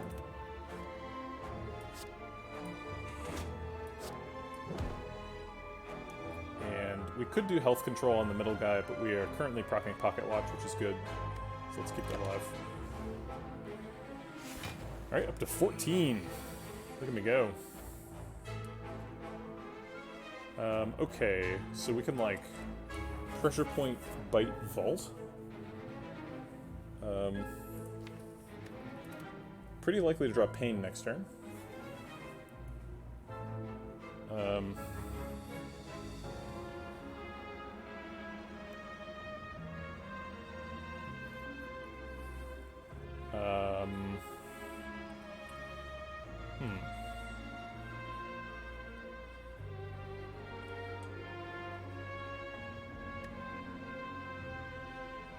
Yeah, I don't see anything particularly better than pressure point, bite, vault.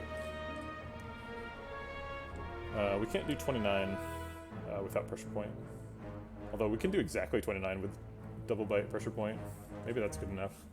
Double bite, pressure point, double defend.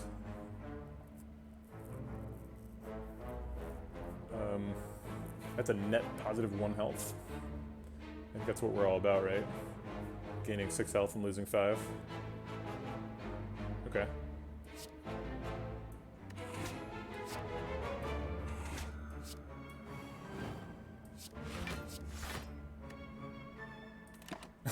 Yes, this is we've got ourselves into a bit of a pickle, I would say. Taking apparitions and bites and then trying to get yourself to full life against Darklings with a Pain in the deck is the situation. Okay, so we can kill this Darkling with Eruption Double Bite. This is minus 3 health, these are plus 6 health, so that puts us up on the turn.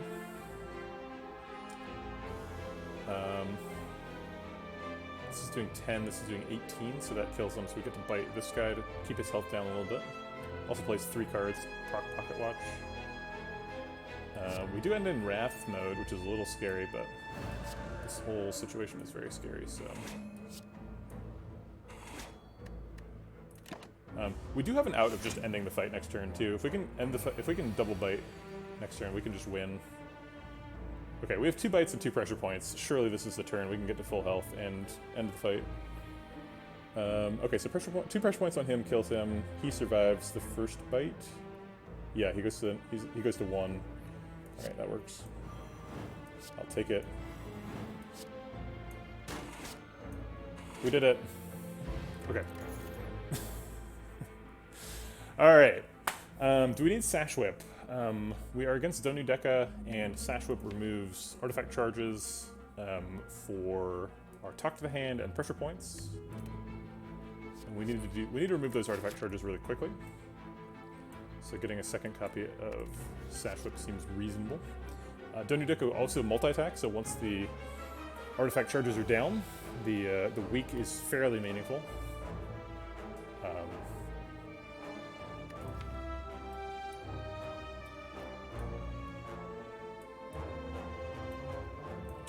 I do want to Sash Whip. I was offered a Crush Joints earlier, think Sash Whip is the better half of that, and I think I do need one of those two. So here we go. Alright.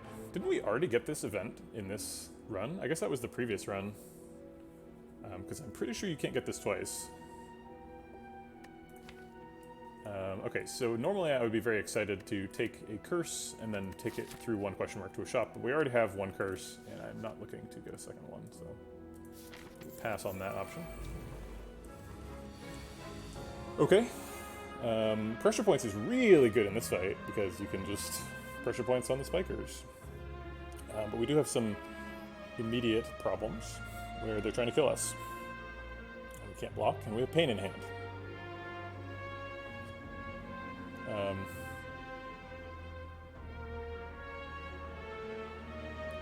Huh.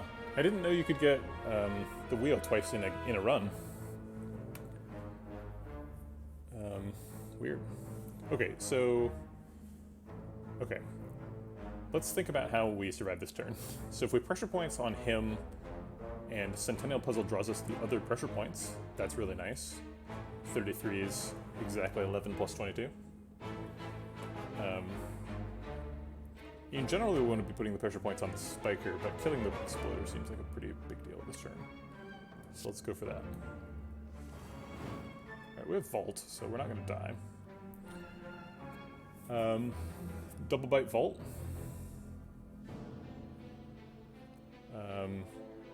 Alternatively, we could Apparition Triple Bite. Triple Bite kills Exploder.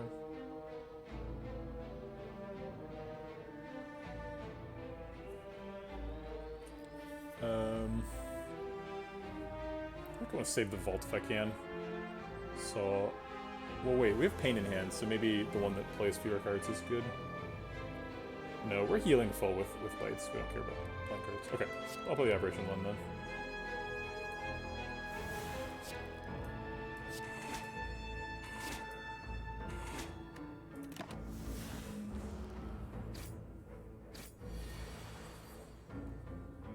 That's not helpful.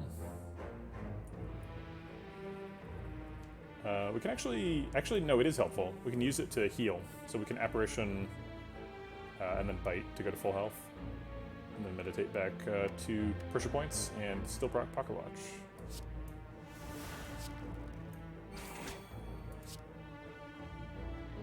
Oh, we only have 1 pressure points. Just kidding. I guess Vault for safety?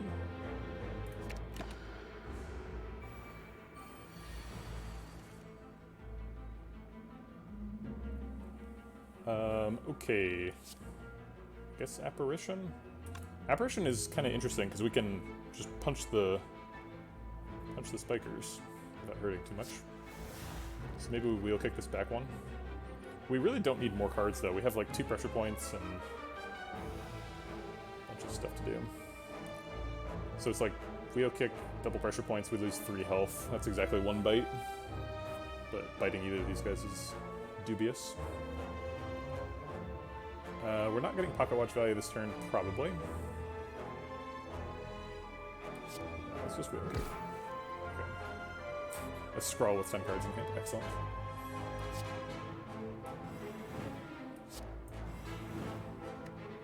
Alright, so 1 more pressure points kills him. Oh wait, that's not true. Those numbers aren't the same. I've seen this before. We can just lucky to do the 1 damage that we need. But he's currently doing 9 damage returns, so we'd have to plan on blocking for 18, and we can only block for 10. I guess 13. So that's not happening. I think we're just blocking.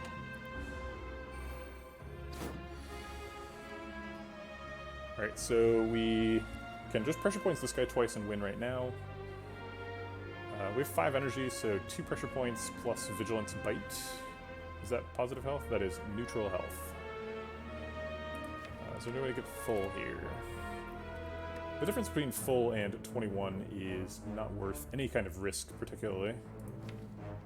So if we're looking for an out, I'm not interested. It has to be card in hand. Pain is in hand. That's a good point.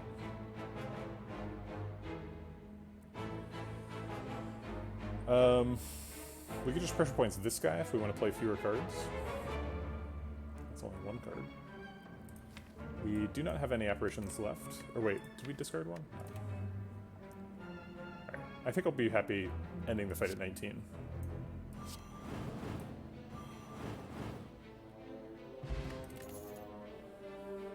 Hey, there's a third pressure points. I think the deck wants 3 pressure points. I think that's the correct number.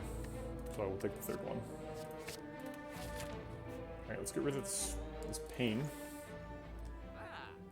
Talk to the hand.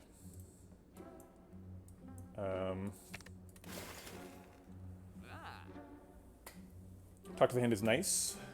Yeah, it's already upgraded because of the Molten Egg. Talk to the hand in 2 potions is, I guess talk to the hand in 1 potion is probably what we're doing. Okay. Great.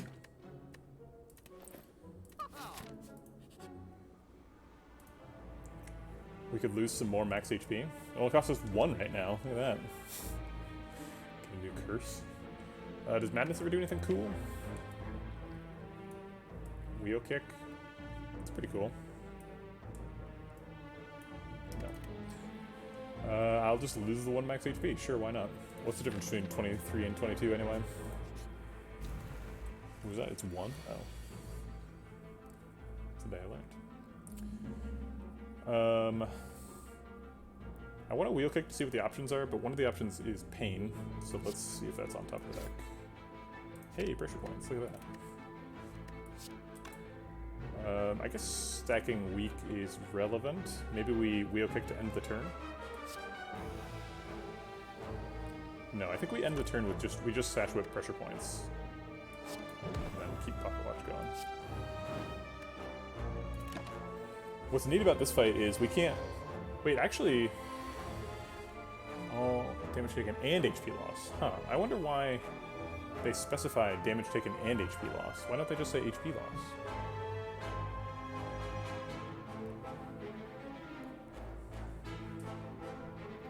Okay, no pain in hand, so we can Apparition to do most of the blocking.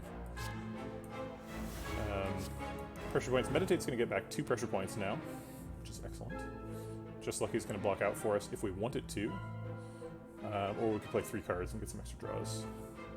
And get a ton of extra draws, actually. So we would actually overdraw, because we'd retain 2 cards and then draw 6 extra. So we would be overdrawing by 4 cards. Or wait, 3 cards. So we don't want to do all of those things. So let's just... awkwardly, it's hard to turn off one of these without turning off the other one. I guess I'll just turn off both. So I'll just Lucky to block. Let's plan on keeping Vault next turn. And get back those pressure points. Tasty, tasty pressure points. You know what? Since I turned off Pocket Watch that turn, I should have played Bites. That was a mistake. We can double pressure point Vault. We could double Talk to the Hand Vault. I guess we're playing Vault. It seems like getting the 2 pressure points is more important than getting the 2 Talk to the Hands. Especially on this turn when he's vulnerable. Or not intangible. Great.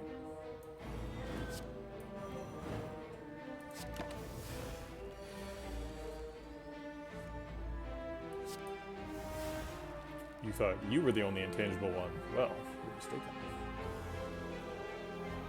I guess we'll just stack another Apparition in there. And maybe this is the turn we let him punch us for 1.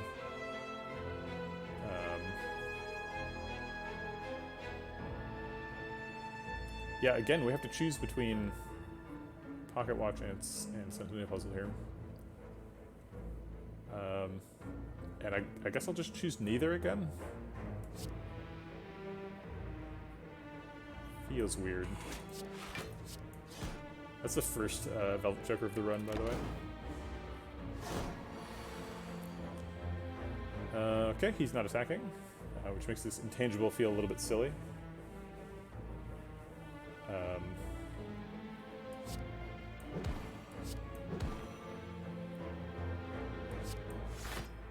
Okay. Give me those sweet, sweet pocket watch draws. If we can play 3 copies of pressure points this turn, we win. There's 1 in hand, just like he can help filter for another one that Scrawl can draw. Is that the line? It seems dangerous. I don't think there's another line. Maybe getting 2 copies of Like Water would let us block out.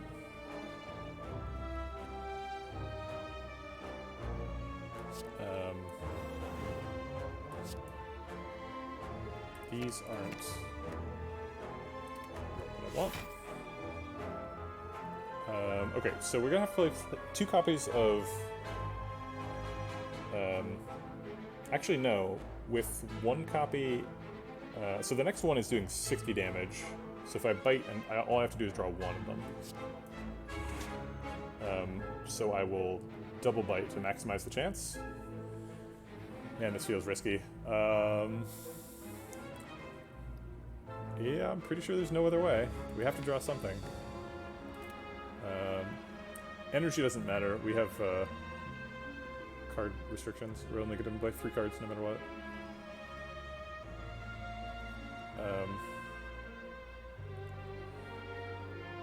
Alright. Yeah, I don't think there's any out other than pressure points here. But we can draw 7 cards out of 9, so literally the only way we can miss is if the pressure points are the 2 last cards. Yeah, okay. Boop.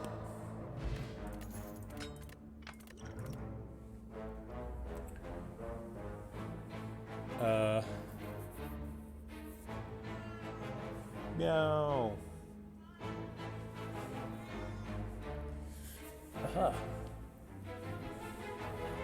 Captured a cat. While I was doing that, I realized I have not exercised for this card reward. Protect is good. Cut Through Fate helps us turbo through the deck a little bit. Are you asking me to free Coconut? Coconut, are you being restrained against your will? You smell like cat food. Seems like a pretty good situation for kitties.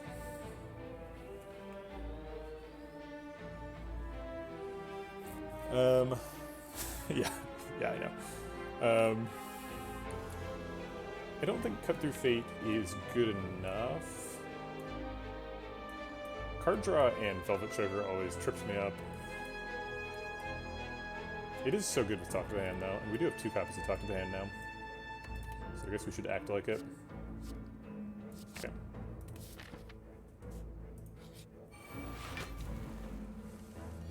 I forgot to exercise at that card award, so we're going to exercise now.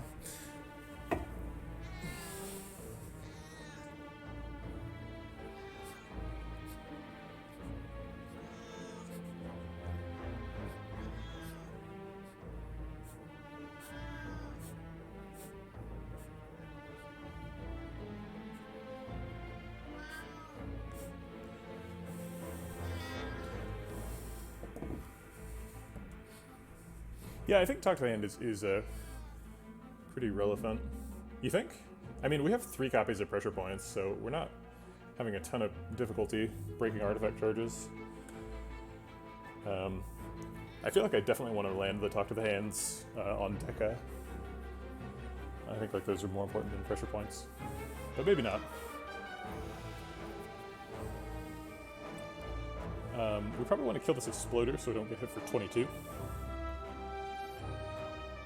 So let's start with Cut Through Fate and Consecrate. Those don't help us kill him. Maybe I do take a Vault. Yeah, I think Vault is fine here. Let's do that. Well, yeah, I mean, I'm not trying to, like, race down the new Deca. I'm trying to survive while I'm slowly developing pressure points on them. Which is silly, right? Like, it feels unwinnable, but so did Champ, and we did win Champ, so...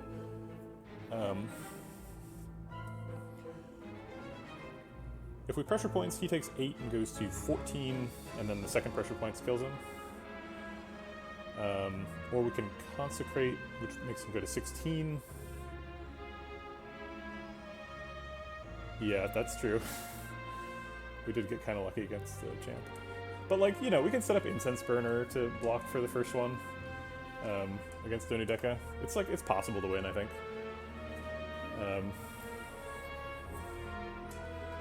I only want to play 2 more cards because I want to draw. I think those 2 cards are going to be Pressure Points and Vault. And I think I'm going to Pressure Points on the Exploder for safety.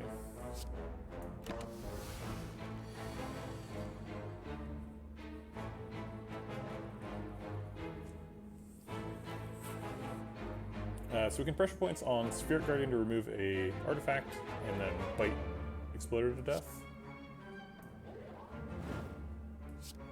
Or I guess we could have just Apparition, that works too.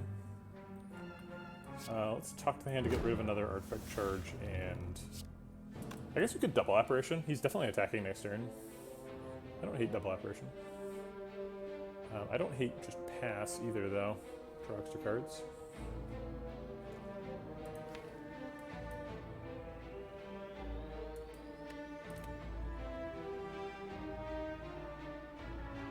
I think I like double Apparition the best.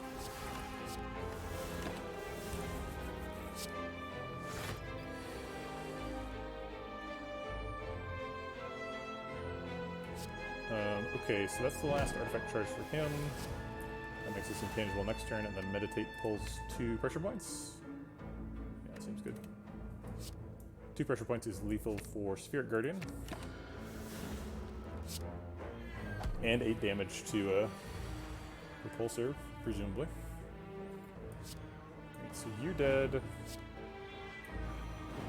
You're marked. We can wheel kick and look for a bite. I think I will. Let's do that. Hey, I found 2 of them. What are you complaining about? You've got food over there. She's sitting right next to her food bowl. She thinks she's due. She's wrong.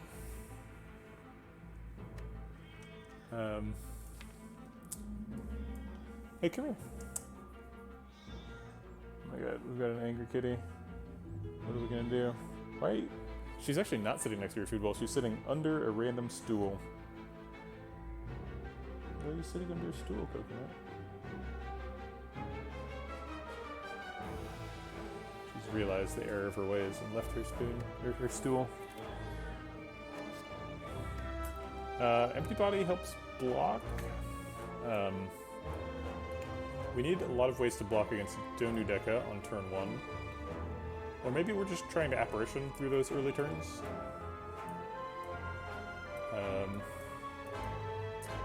Yeah, I don't think Empty Bodies... We're not changing stances enough for that to be sufficiently useful to warrant a deck slot. So I think we just pass on all these. Alpha is surprisingly compatible with the whatchamacallit, Pressure Points plan. The triple P. Well, it's a stool that's under a counter.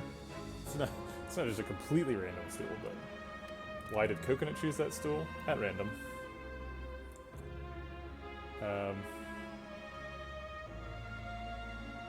Yeah, I think we're just passing. Okay. Liquid Memories is way good.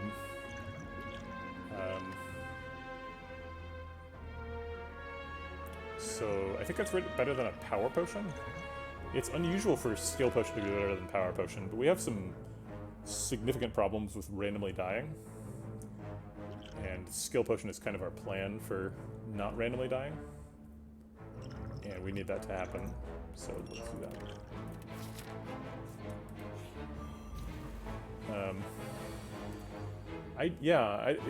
Cats are weird, that's for sure. This is going to be a really tough fight.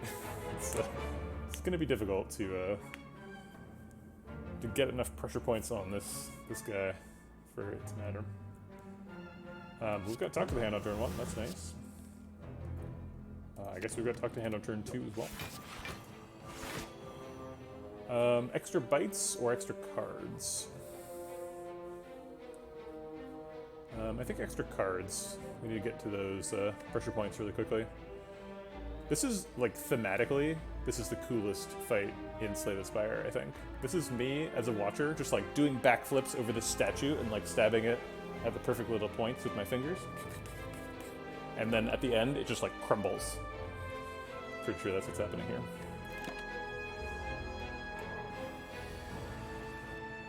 Okay, totally useless incense burner proc. Probably should have been setting that up for like this fight at least, but I just didn't even think about it. Pressure points needs to happen for sure. Talk to the hand probably needs to happen. And I guess Bite does the most damage. It does less damage than Sash Whip, and these Sash Whips weak could be relevant, so let's do Sash Whip.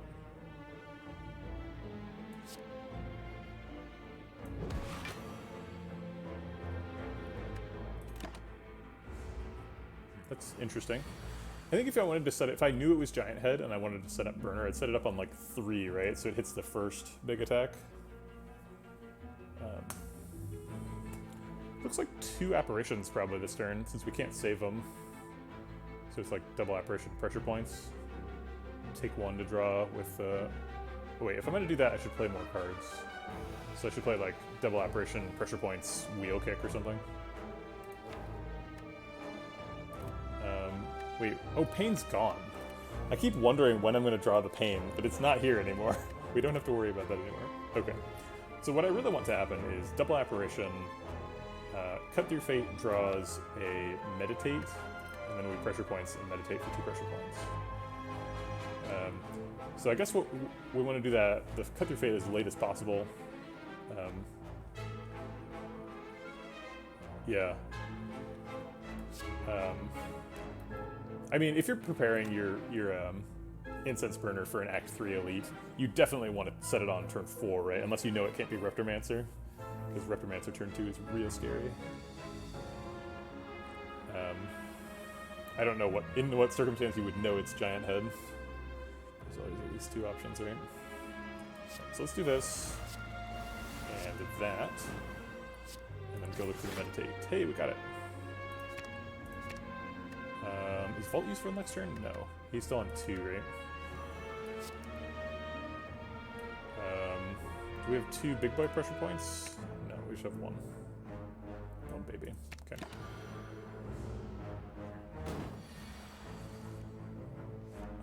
Alright, so now we have 3 pressure points. We could do 3 pressure points and a Bite to do some damage and still let him hit us for the Centennial Puzzle. So we draw extra. I want more Meditates, because currently I have 3 pressure points in hand, but then I have a 20 card deck to dig through before I can get back to them. And Meditates would help me do that. I guess I've got all my vaults in front of me, quite a few apparitions too, or just 1 apparition, I guess. So this doesn't feel impossible. Pressure points do scale up pretty quickly.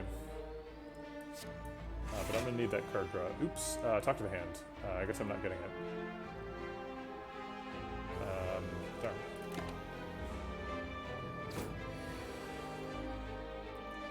Darn. There's the Meditate. Let's do Apparition, Cut Through Fate, Meditate.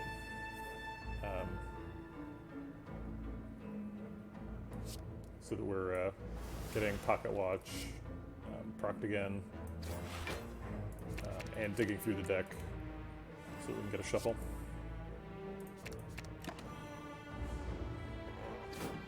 For some reason I thought that Meditate was going to get me 3 cards, so I clicked on those 2 first, and then I was going to click on the 3rd one. I'm glad that I didn't accidentally click the unupgraded one. Okay. So Vault is actually really good in this fight, because you can stack up slow triggers over multiple turns. So maybe like double pressure points, big Vault here, or expensive Vault. So that we draw extra with Pocket Watch, maybe drawing back in pressure points, and if not, we can just hit him with a bunch of attacks.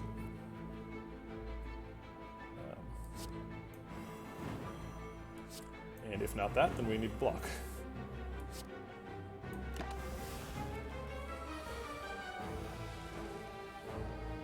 Alright, we got 1 pressure points, which is going to do 82 damage, which is not lethal. It's going to leave him at 90, so we need 2 more pressure points, I believe. and we need to somehow block for 50. Maybe Cut Through Fate can draw us either the other Vault or the last Apparition, which I believe is still alive. Does not appear to be. If we could Vault, our Incense Burner would proc, and we would be intangible on the following turn, which may or may not be necessary to survive. Pressure Points and Cut Through Fate into a second Pressure Points is an out. So let's look for that first. Wheel Kick can also draw at Pressure Points.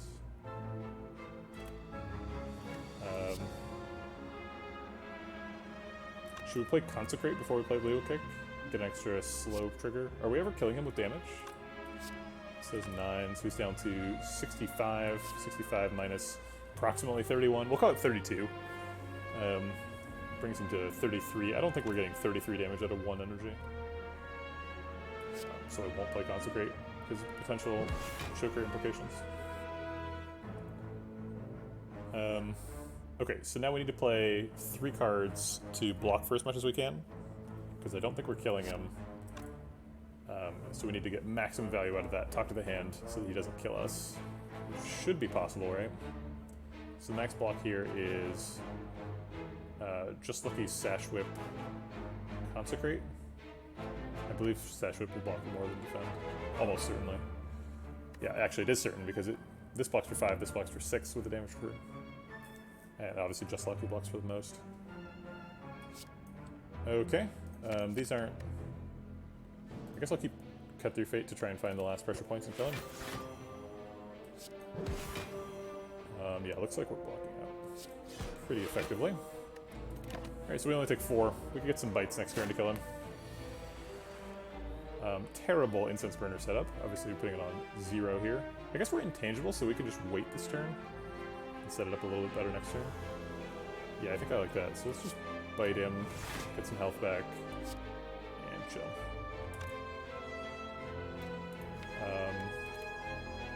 Next turn we have bite for lethal. Okay.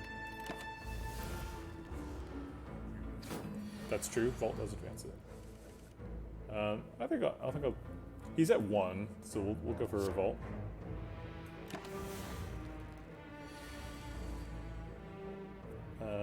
We definitely aren't blocking for 60, so we'll kill him with bite.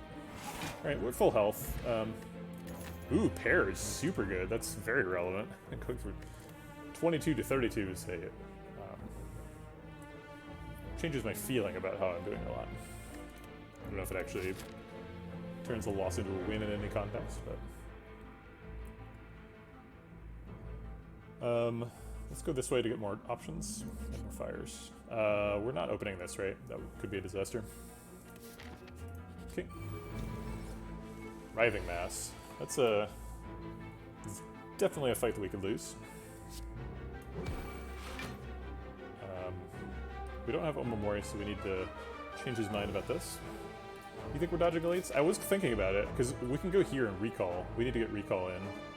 And I'm worried we might have to rest at the last one. So I was kind of thinking about that. We might go for this elite, though. It could be like Tungsten Rod or something, you know, like getting elites can win either run. Is necessary for winning the run, right? Let's change his mind. Great, only 27. Okay, we can't block for 27. We can draw that with Cut Through Fate. And it seems like that's how we're surviving the turn. I guess we do survive the turn if we let him curse us. But that's not what I would prefer to do. So let's take the Apparition. Vault for next turn is fine. Pressure points is fine too. Great, we blocked the lowest damage attack.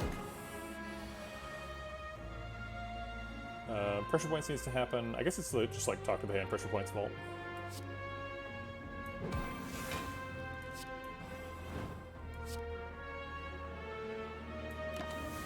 We could theoretically have blocked out with talk to the hand there.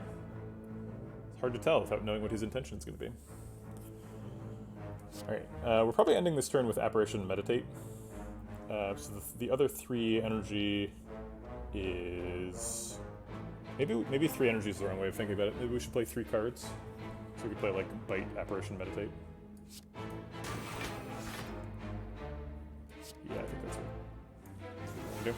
Okay. 2 pressure points, please. 2 of your finest pressure points. Alright, we're already intangible. We can use Apparition to stack it a little bit. We definitely need to play the pressure points. Get this fight over with. There's another one. I played them in the wrong order because I didn't realize I had this one. We could just let him poke us a little bit. I'm not against it. Alright, if we're letting him poke us, let's play the... yeah, I know. Yeah, it is relevant, because if you do the higher damage one first, then you do the... then you get to repeat the higher damage one more.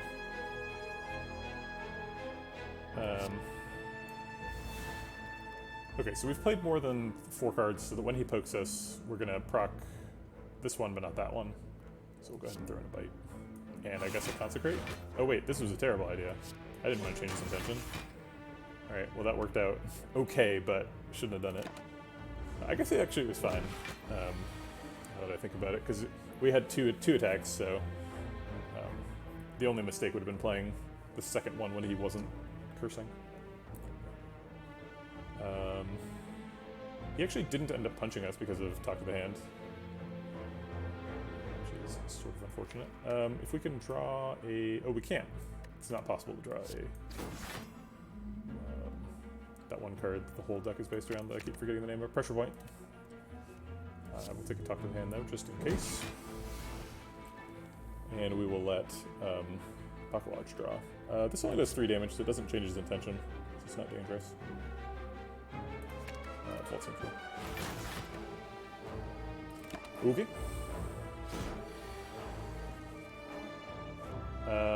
All right. Oh no, we drew 1 more card than I intended to. I was thinking I would be able to meditate with both of the or all of the pressure points in there, but that was not the case. Rats. I think we're gonna double Vault Bite, or maybe like Wheel Kick, Cut Through Fate, Bite. Wheel through, cut through Fate, Vault. Yeah, let's do that. That's the most digging through the deck approach, right? That's not what I'm looking for. That's what I'm looking for. That's the thing. Poof. Alright. Another Skill Pot could be useful. We don't change stances much. So Mental Fortress is probably a pass. First time we've been offered an Inner Piece. I think no. We don't have any exits or Wrath Enters, so... Drawing 3 cards is nice, though. Just gonna... Skill Pot versus Liquid Memories? Gosh, no, Liquid Memories is too good. Alright, it's hard to imagine going through an Elite, which could be Reptomancer, where we could just, like, die very easily, especially with the bad Incense Burner setup. Being better than going and recalling right now, so that we can do the boss fights. Let's just go recall. Alright, we've completed the Triforce thingamajig. Falling, great. Oh, that kind of hurts. We don't have any powers, I didn't realize. Well, I'm not losing an Apparition, so I guess I'm losing a Just Lucky. It's not a huge blow to the deck, but I would prefer to have it. Let's Pressure Points and Scrawl. Draw 5, see if we can get Pressure Points. Pressure Points and 2 Talk to the Hand. So maybe we're passing on Pocket Watch to develop the 2 Talk to the Hands. We have an Apparition we're losing as well. This one's definitely happening. I think these are good. This is a pretty block-intensive fight. And we're losing an Apparition and a Vault to the discard here. So we don't have a ton of options over there. Although we will draw more of the options if we don't play cards. 1 Vault and 2 Apparitions.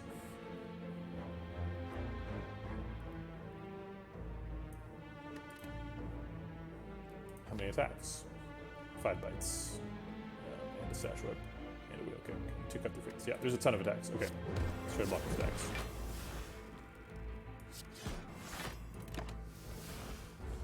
Get him Velvet Toker. Alright, we did get a Vault. We also got an Apparition. We also got a Meditate. I guess Apparition is better here because we can Apparition and Meditate, but we can't Vault and Meditate. So Apparition, Fight, and Meditate back some pressure points. We are triggering Pocket Watch and, awkwardly, Centennial Puzzle. So we're drawing a ton of cards, so we should be fairly safe. We're drawing 8 of these 13 cards, and there's an Apparition in there, 2 cut through fates, so we should be fine here. Aren't we doing puzzle? Yeah, we're doing both. Oh, you're right, no puzzle. Yes, because of the pocket points. I always forget that. Okay. Apparition, double pressure points seems fine. We can Apparition triple pressure points and then not do Pocket Watch to do Centennial Puzzle. Is that lethal? 33 plus 44 plus 52. It seems close. It might be lethal with like bites or something. Let's find out.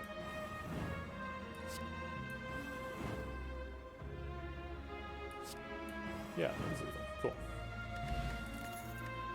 Explosive Potion is way too bad to put in the deck right now. There's no major AoE fights that this could possibly be. It's like, could be Darklings again, but it's probably the best for that. Cut Through Fate? No, I don't think so. We've got enough attacky stuff. We did just lose the Just Lucky, so maybe we could argue that Cut Through Fate helps us get that back, get that feature of the deck back. Actually, I find that pretty persuasive. Okay. Yeah, 20 damage is way worse than the 2 potions.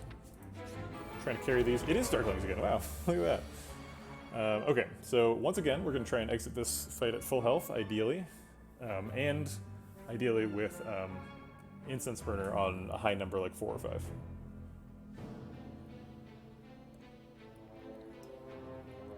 Okay, let's get started. Apparition this turn is decent. Pressure points seems like it needs to happen. If we don't play any more cards, we overdraw. So let's put a top of the hand on the middle guy. And then draw with the puzzle.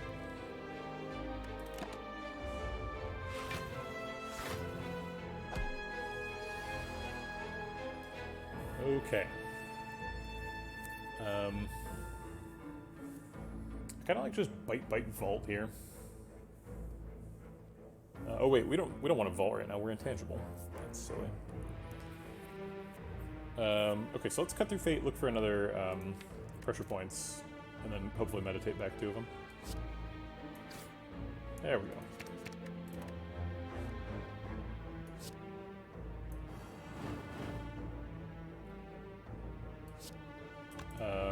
We can mix in a bite here. That makes him dead to the next pressure points. Oh wait, no it doesn't. But it does if I double bite him.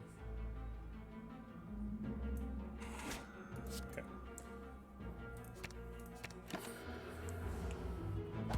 And then we're getting lethal next turn with double pressure points on the middle guy.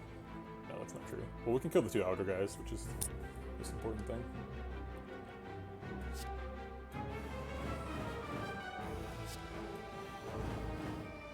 Yeah, cool. Alright, that time was way easier. I guess we made our deck better in Act 3.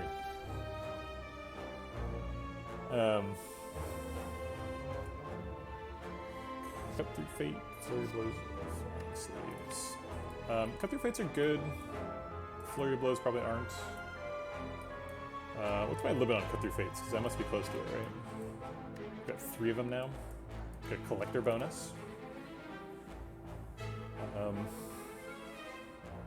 Yeah, okay. I mean, if Cut Through Fates are the only way we can turbo through the deck, I'll take it. It's been very useful, so.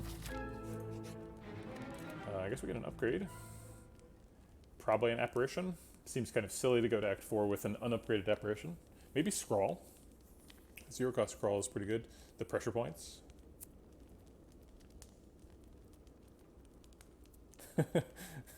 I don't know. I don't understand why games work so hard to tell you that what matters is the arbitrary scoring system. It's like, guys, like, this is the worst tradition to adopt from the arcade era. It's like, yeah, you can score things, and then you can say, like, this run was better than that run. But what really matters is, like, the stories you're building in people's minds and, like, the emotions of the situations that you're putting people in, not the, like, random score you're generating at the end.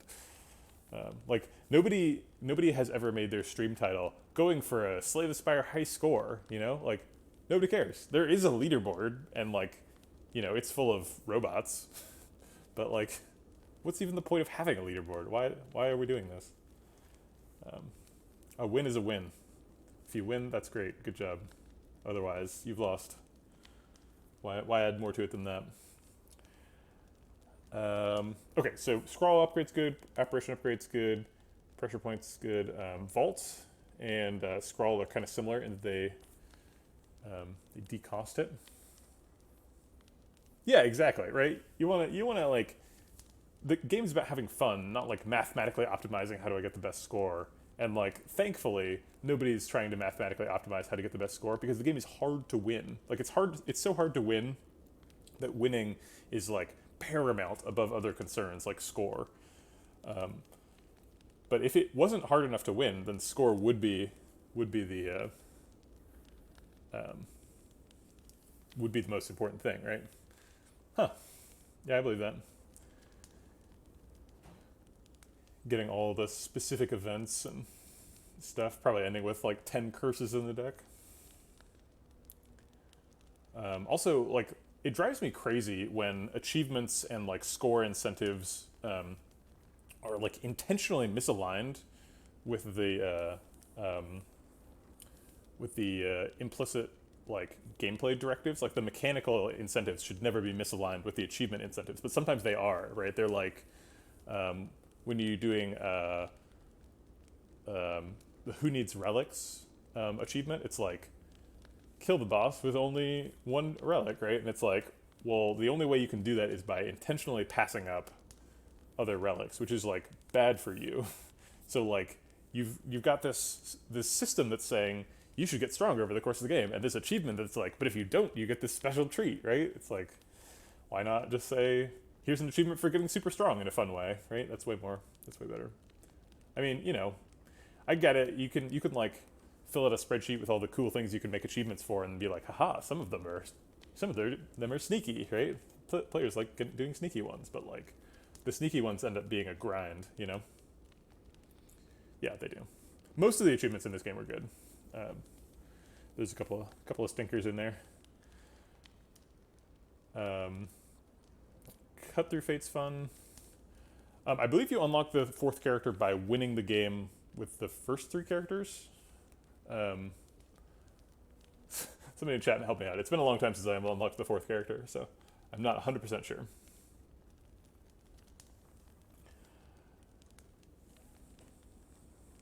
Let's do pressure points. Pressure points is, I mean, this is what like how the deck works, right? So we should probably just like make the deck better at doing the one thing that it does, rather than like trying to get a 1 mana discount or like trying to stack up apparitions.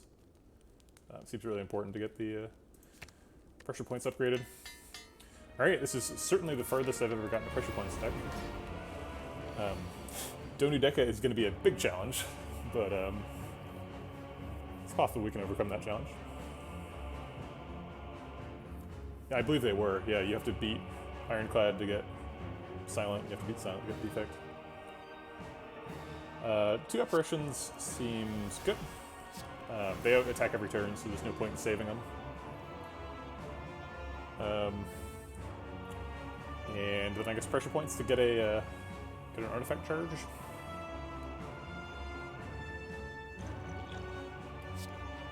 Okay.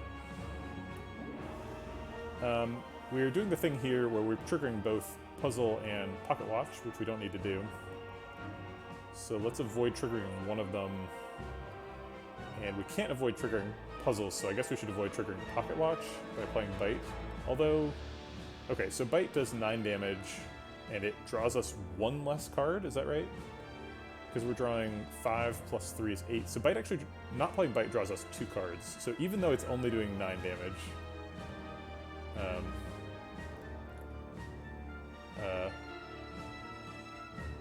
think it's better to skip Bite.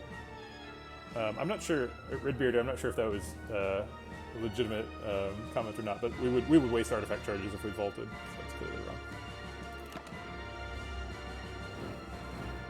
But you did say to speedrun artifacts, so you probably know. Okay. Wow, we've got 4 Cut Through Fates in hand. That's a lot.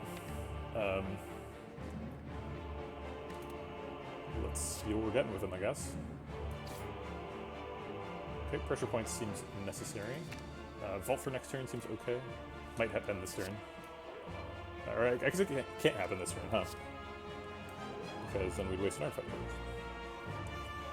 Alright, puzzle's all used up, so it doesn't really matter if we are proccing that anymore. I think I'll take 2 just to draw extra cards.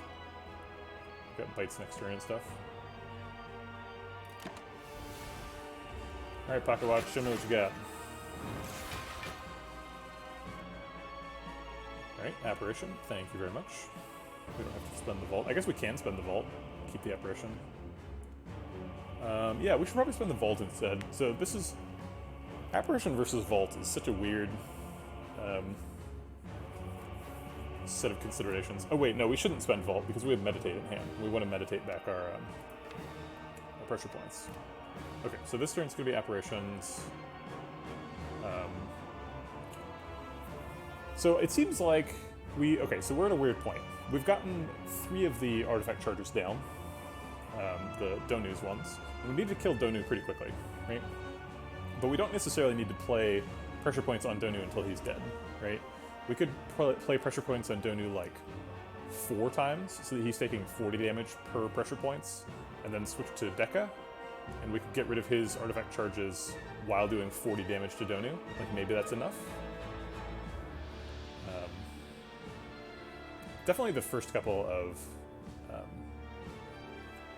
whatchamacallums, pressure points should still be on Donu.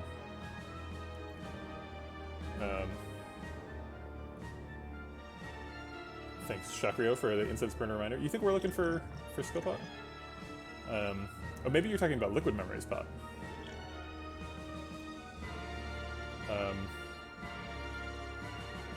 I don't see why you would vault instead of meditate. Like, because we can continue to do liquid memories next turn. We can only do meditate this turn.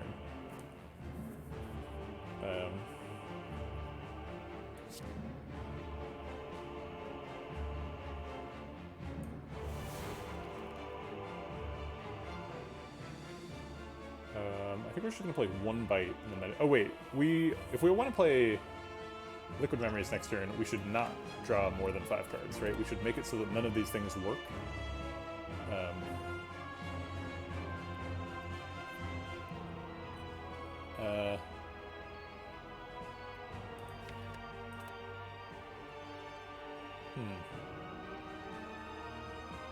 Well, I mean, now I already used the artifact card, so there's no point in playing Vault now, but... Yeah, I think I want to not trigger Pocket Watch and play Meditate, so the maximum whatchamacallums, pressure points are in the deck. So, okay, so I need to play at least 4 cards, so I guess we're just playing, like, double Bite. Oh, we can play Sash Whip! Hey, Sash Whip, that's a great way to get rid of artifact charges. I can't believe I forgot I put that card in this deck for this fight. Okay, so who gets to top of the hand? Or do we play Bite instead? I think it's actually pretty important that we land top of the hand. So I'm going to play Bite. Alright, and Puzzle is already triggered, so we're not drawing extra cards. We're going to draw only 5.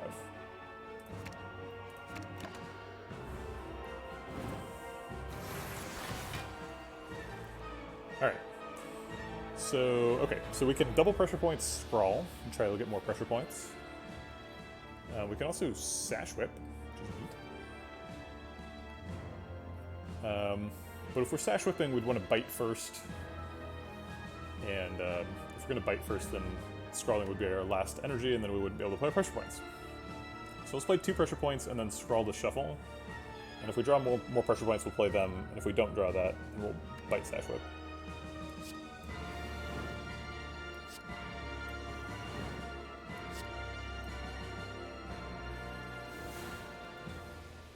That's true. We could, if we were willing to not pressure points. But I think if we take the fight too slow, we lose to Donu's scaling. We don't have much block, so we have to kill Donu pretty quick.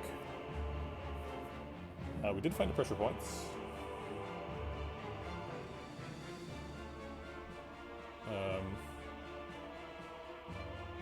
So I guess pressure points consecrate Sash Whip is a thing we could do. We're definitely not triggering Pocket Watch because we have pressure points in hand and we want to play it. And I think the next thing we want to do is get an artifact charge off him, which we could do with either Talk of the Hand or Sash Whip. I prefer Sash Whip. Also, we get plated armor damage. Wow. The value.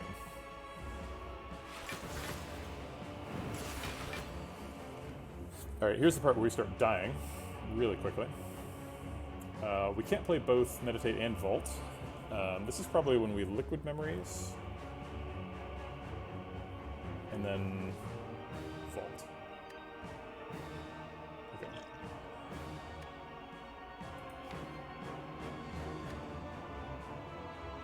So we Liquid Memories for... Oh, we've only got 1 pressure points. I thought we had 2. Maybe this plan is not good. We could Wicked Memories pressure points and wheel kick and look for another pressure points. So it'd be like pressure points, wheel kick, potentially just a vault after that for 3 cards. That seems reasonable. If we don't find one.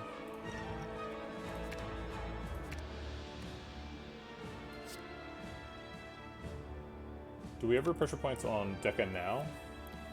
Get the last artifact charge. I guess both the Talk of the Hands are in the graveyard, so there's not much point in removing his last artifact charge. Hopefully we can do it with the last Sash Whip. But I guess we'll wheel kick first. Oh man. I guess we'll wheel kick on Deca, because on Donu it doesn't do any damage, and on Deca it does 1 plated armor damage.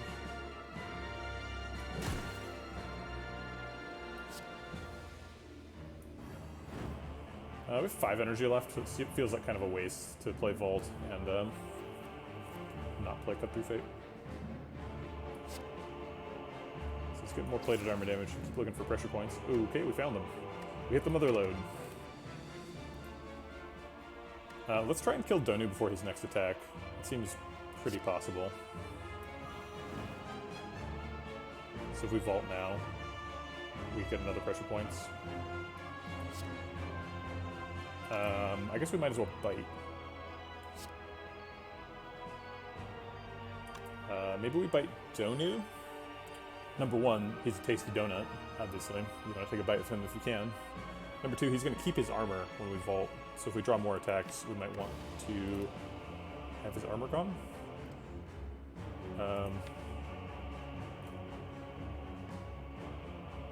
That's true, we are not hitting Pocket Watch and then potentially getting hit for 36.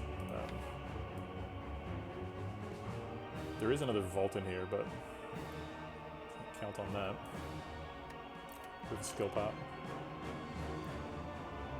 There's no guaranteed way to survive this, right? Like, this is just going to be a dangerous fight. Alright. Alright, so we did miss block.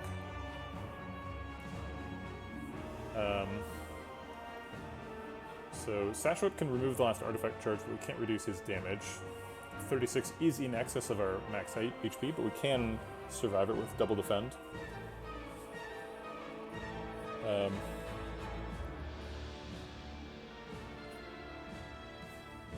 One thing we could do is double defend, bite Deca, and then Sash Whip Deca to get the last artifact charge, and then pressure points him. I guess actually we could pressure points him and then Sash Whip. Is there any world where we would kill Donu right now before he buffs? Obviously if we get a pressure point out of the skill pot we can.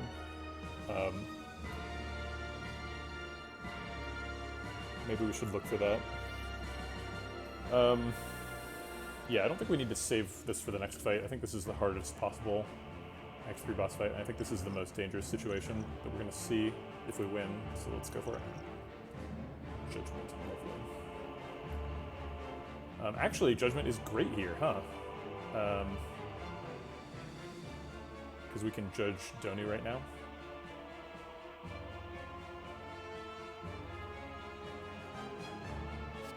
I guess. I mean, it's better than these two, right? Being in Wrath is really scary. So we do have to pressure points on Donu to get him below 30.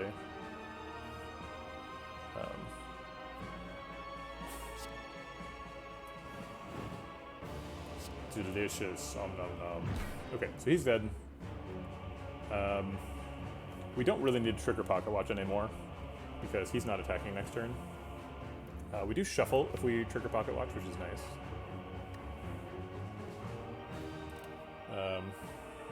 We didn't have to? What do you mean? We didn't have 21 damage. Yeah, I'm pretty sure we did. He would have been above 30 if we didn't. He would have been at like 33. Was he at 23? Maybe I missed a 10 there.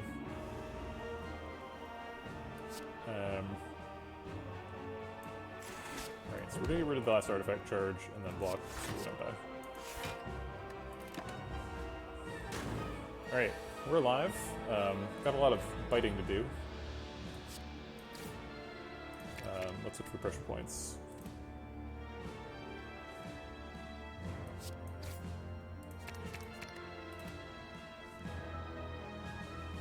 I guess I'll take a bite. Sure. Alright, Pocket Watch, so hopefully we can block.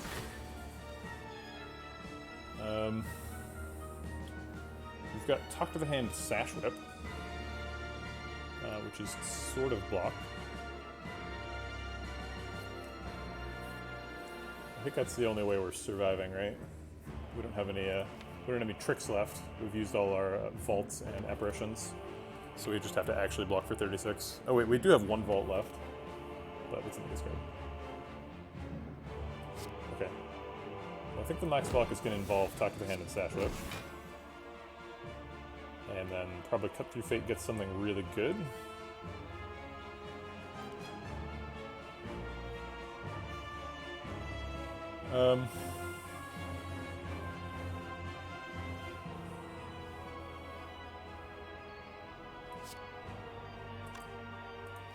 I am curious about the other line, but I haven't been tracking the fight well enough to be able to like rewind it to that exact point. I don't think, and it's really hard to block information from leaking in if you're not tracking it super carefully.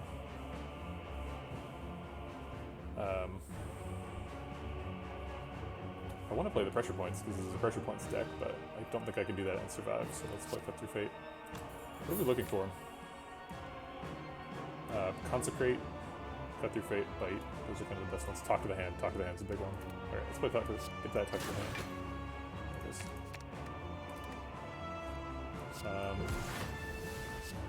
Is that enough? Looks like, yeah, we survived.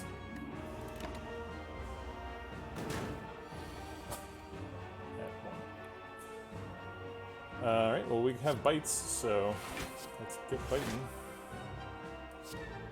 Those three are always happening. I think Consecrate is not good enough to miss Pocket Watch.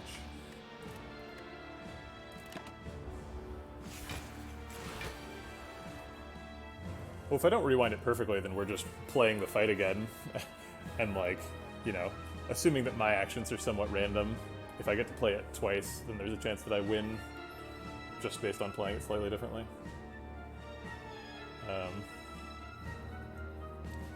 Okay, he's only hitting us for 2, so this is a good chance for us to heal. We definitely want to play pressure points and probably meditate. So let's Cut Through Fate first. See if we can draw more pressure points. Yes. Okay, this is working now. This Sash Whip actually doesn't really do anything. He makes him weak this turn, but we don't care if he's weak this turn. And then we don't care if he's weak next turn either, because he's just buffing his armor. Maybe. You might be right. I mean, it's definitely out of line.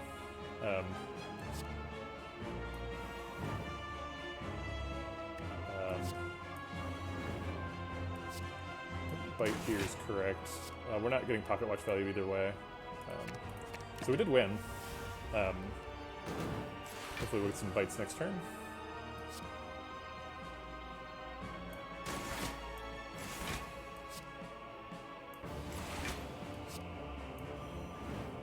Is not a ton.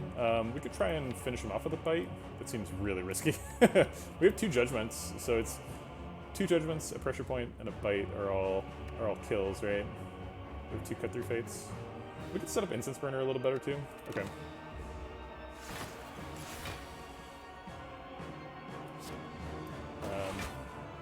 All right, we got an extra bite. I don't hate it. We ended up judging both of them. Donu and Deka, you have been judged and found guilty. Alright, does anybody remember that Act 1 shuriken in a shop? It'd be really nice to have some scaling for this fight. Since we have bites and presumably can stall it out for forever. Okay. We don't have any way of blocking on turn 1, and that's kind of scary because we're going to take a bunch of damage. So let's look for some better stuff. Hard to skip pressure points.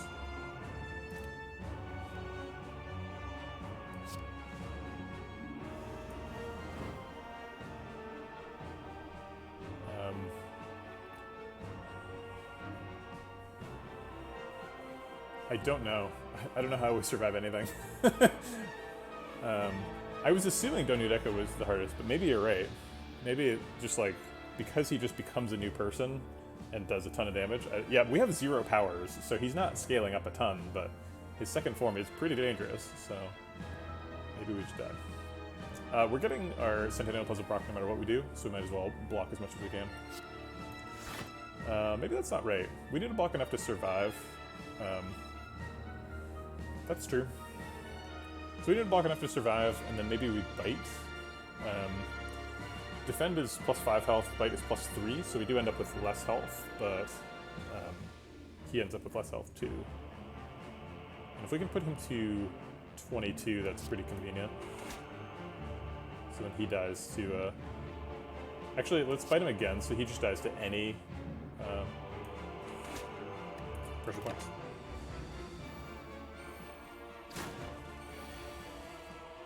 Okay. Apparitions is really good this turn. Apparition is really good. Apparitions is... let's get the Talk to the Hand down on a Awakened one. I'm pretty sure that's necessary.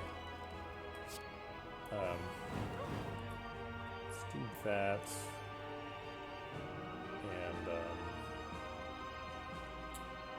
And, I think pass on the rest.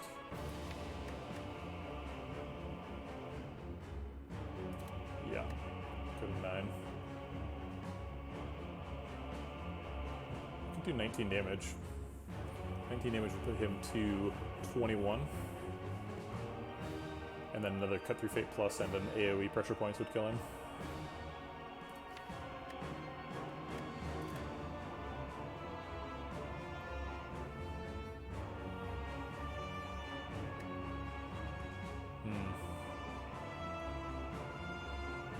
I need to draw those cards though.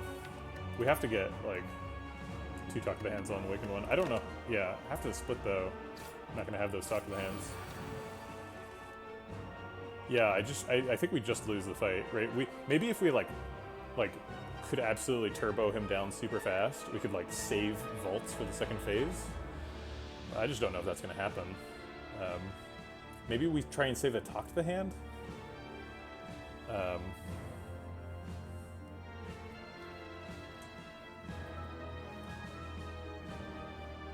This turn could be like Apparition, Eruption, Bite. Eruption's going to do 10, Bite's going to do 18. It's 28, puts him to 12. It's an inconvenient number. I guess he would die to consecrate pressure points.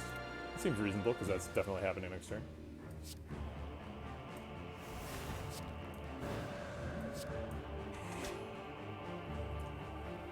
And then we don't play another card to get the shuffle.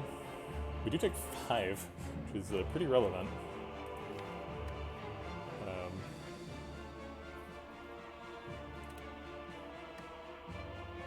Well, we have bites.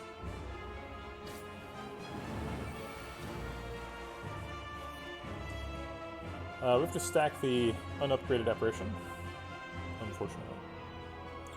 Meditate's going to get us back this pressure points at the end of the turn. It'd be nice if we could get a second pressure points. So hopefully Cut Through Fate will do that for us. That's always happening. Let's see what this does. One of these are pressure points. Okay. Oh, that just kills him. Huh. That's interesting. So the 11 damage from the pressure points is not relevant. Alright, so be it.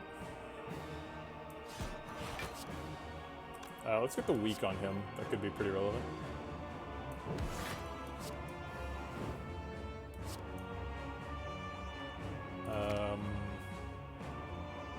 Bite or Cut Through Fate? I think Cut Through Fate.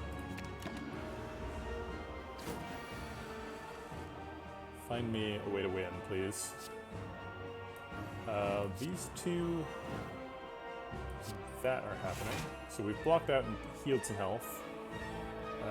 We could get 3 health in exchange for 3 cards. Or we could Cut Through Fate to look for more pressure points. Maybe we can't afford to go slow, so we need to play both of these. But we kind of go faster if we play neither of them, right? Because we draw 3 cards. I guess Cut Through Fate kind of draws 4 cards, though. Alright, I'm convinced about Cut Through Fate.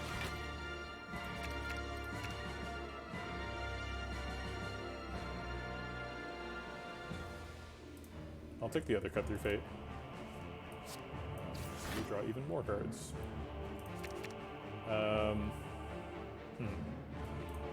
I think I'll actually leave both of these and then not play the top of the hand this turn and have a vault up for next turn. I might need it.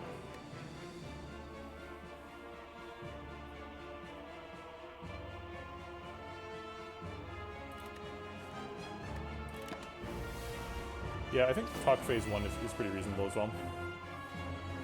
Looks like we do need that vault to survive.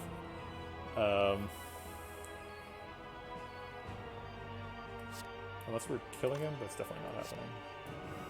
Cut Through Fate shuffles here, so we could get whatever we want. Alright.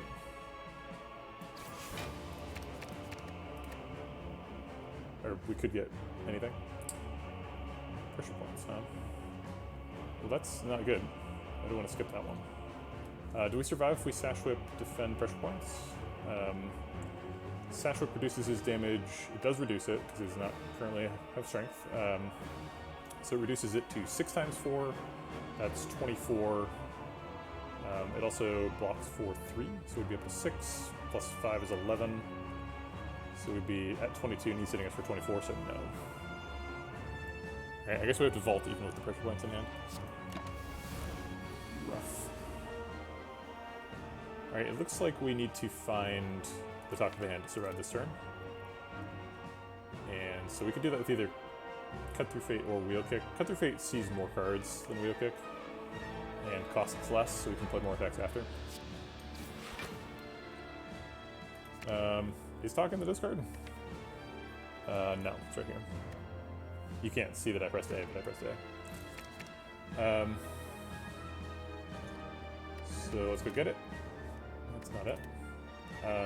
Let's look again. Not it either. Alright, so max block is going to be Consecrate, Bite, Double Defend.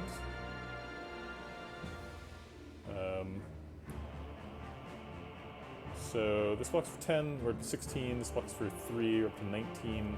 This blocks for sort of a net 6, sort of 25, so we do kind of survive here. Or wait, no, we're surviving more than that, because that's 25 block, so we'd survive at 10. Or rather at 11, because bite works even if it isn't block. So we could skip one of the defense to pressure points. Does that work? So we consecrate, that blocks for 3, we go to 9. Defend, that blocks for 5, we go to 14. Bite blocks for 3, so we get 17 block and 13 health. So yeah, so we're going to... Oh wait, no, all this math was dependent on us playing Sash Whip, and apparently we didn't play Sash Whip. I was assuming he was doing 24 for the last long time. He's not doing 24, he's doing 32.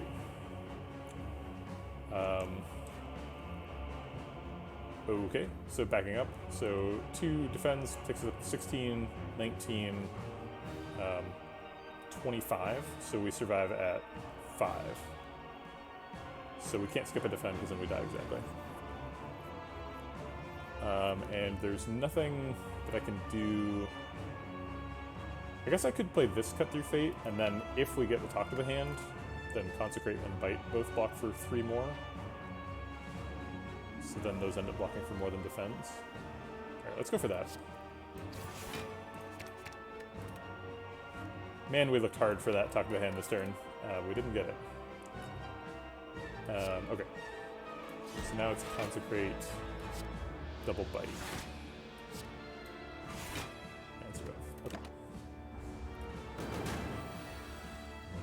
Alright, it was literally the last card in the deck, so there you go. Alright, we need Talk of the Hand, Cut Through Fate to do some miracles here. To block for 22. Cut Through Fate looks like a miracle.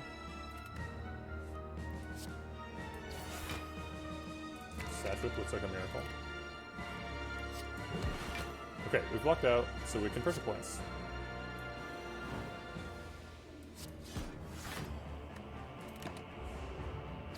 Alright, now we just need to figure out how we're going to beat phase 2 with 2 health, no potions, and no Talk to the Hands.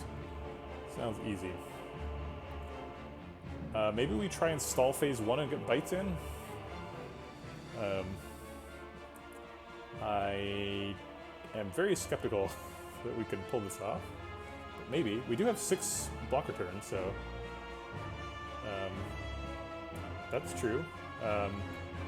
If we kill him now, then Burner blocks the first turn. Maybe we wait 6 turns, though. Maybe we try and bite back to full health and go a full round on Burner. And try and let his regen keep him alive. So with his regen, we can bite him approximately twice a turn. So if we're biting him twice a turn for 6 turns, then we heal for 36. That's our max HP. He does, I mean, that is a little bit too much damage, so he ends up taking whatever, 3 damage a turn, and actually doesn't die. Well, yeah, he does, probably. So if he takes 18 now, he's at 13. Yeah, so if he takes 3 damage a turn for 6 turns, he does die. So we can't actually bite him 2 times a turn for 6 turns.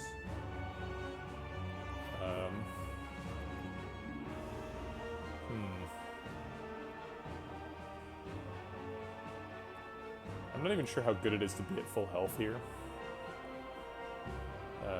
I mean, it's better than being at 2. Alright, fine. We'll try and bite him. We're definitely not surviving phase 2 if we start it right now. So let's not start it now.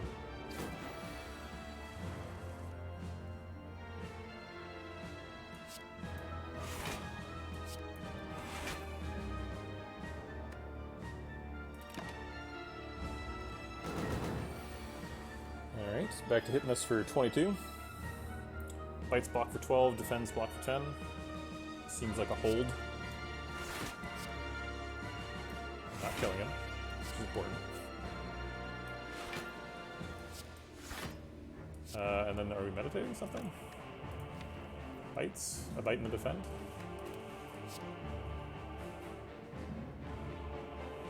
He heals for 15, goes to 22. 2 bites does not kill him. One of those 18 damage. And let's get 2 bites just in case we need to kill him. That is a possibility. It doesn't look like we have any options here that aren't killing him. So we kind of traded a bad incense burner setup for the second phase for a bunch more health. We ended up going in at 29 instead of 2. 29 is pretty reasonable. We're also shuffling our pressure points fairly poorly. But we do trigger Pocket Watch on the first turn. I don't know. I don't know if this is better, but I'm pretty sure we didn't win the other way. And I'm pretty sure I don't have any other options now, other than spending a Vault, which I guess I could do. Yeah, that's true. I was hoping Vault would help us survive the second phase. And we do have an option to save it. I think we're going to need all the ammunition we can get.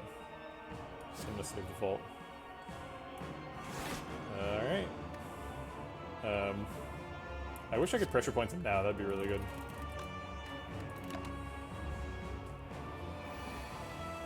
Oh boy. Is it even possible for us to block for 42? I mean, we're at 30 almost, so we're not dying, I don't think.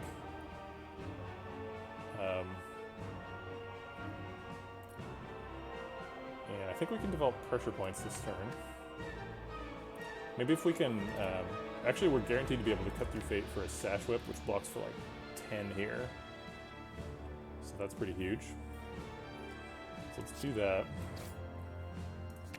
The last card is Sash Whip Plus, so we'll take that one. Alright, we have to do this or else we're going to lose at some point. Maybe not now. We also can't take 31, so I guess we're playing at least one defend, and now we've broken Pocket Watch, so might as well play the other defend. And the Consecrate. Consecrate has been the card that triggers Velvet Choker almost every time I've played. Almost every time I've triggered Joker. Alright, blocking for 15 is something we can do if we have Talk to the Hand. We don't have Talk to the Hand. I guess Wheel Kick Triple Defend does it.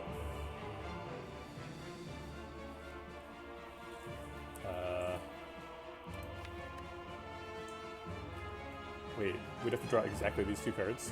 That doesn't seem promising. We have a Vault as well? Yikes. Cut Through Fate is better at finding a specific card than Wheel Kick, so if we're looking specifically for the Vault.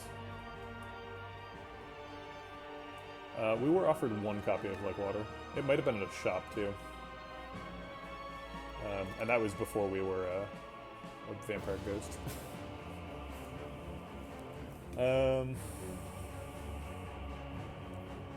Huh. Honestly, this is the closest I've ever had to pressure points working at all, so it's interesting that you say that pressure points and Like Water are correlated. Have you won with pressure points? I have not. I'm giving it a go, but I've had a lot of trouble historically. Alright, we're looking for either one defend, or vigilance, or vault. And Cut Through Fate's the man to get us there, so let's see him do it. Okay, there's a defend. We have to play it. So we're walking out, and then we get pressure points. Making progress on our win condition, theoretically. This looks like a vault turn. But I guess I'll give Cut Through Fate a chance to save me. It's probably Cut Through Fate, Sash Whip, Vault. I definitely don't want that.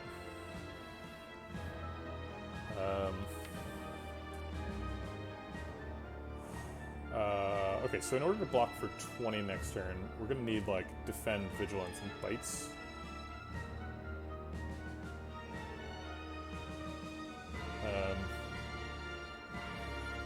Yeah, the Talk to the Hand thing has not been great. I will admit that for sure. I think... I guess we keep the Consecrate and play it this turn. Oh no. I had no idea that was going to do that. Okay. Sure. Surprising UI interactions there.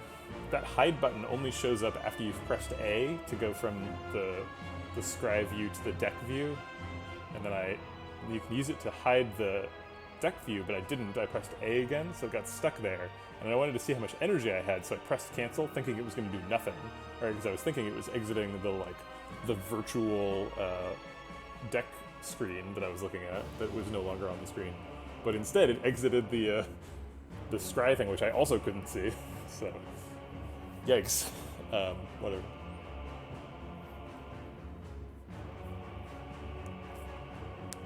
Okay. Satchwit box a little bit. I think we're just playing Satchwit Vault. So we draw extra cards. Oh, right. That's not bad. Okay, so now we don't need to block, we just need to pressure points. So we'll play that, and then I think we'll just shuffle. Oh wait, no, we'll take the meditate for sure. Okay, so go give me a meditate. So that's how we're ending the turn. I guess we want to play 2 bites. Yeah, those give me more net health than defense or vigilance.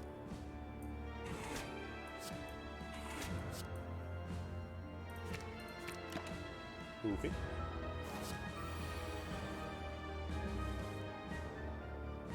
Letting him void me with an empty draw pile was not something I considered, but maybe it was incorrect. Okay, so now we're dead, right? So our block is 10, it puts us up to, he's hitting us for 27, we're at 23, we go up to 26. Unless these pressure points are randomly lethal.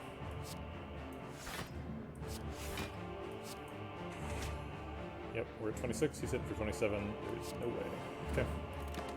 Well, we gave it a good try. Definitely the furthest I've ever gotten a pressure points deck. I don't know, I think that even if this wasn't a pressure points deck, we would have had trouble, right? Just anything with like both apparitions and bites is like, is a little bit sketchy. And like Redbeard was calling out, we kind of had like a couple of different plans, right? Where we had the pressure point was how we wanted to do damage, and then Talk to the Hand needed us to play a bunch of attacks to block out, and then like the Talk to the Hand didn't work because like people had artifact charges or split. So we were walking this really fine line where the apparitions and the vaults were our resources to like get set up, but then even after we got set up, we were like sort of barely able to survive. But we almost pulled it off. I mean, it could have worked. I think that a better shuffle in the first phase of Awakened One could have done it. I think maybe if we took a better line through Donu Deka, we could have saved a potion for Awakened One, perhaps. Because we kind of like emergency burned the skill pot in that fight, and that may not have been necessary. And if we'd saved it, we might have survived Awakened One. I really think that we needed a Talk to the Hand in the second half of Awakened One, though.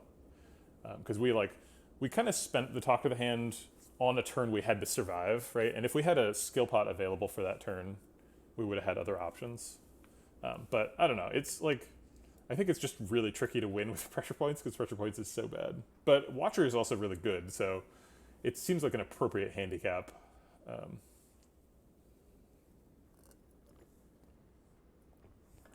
You think the main mistake was trying to save the Talk to the Hand? Was there any downside of that? I mean, it didn't work out, but I don't think we actually paid anything for having tried to save it.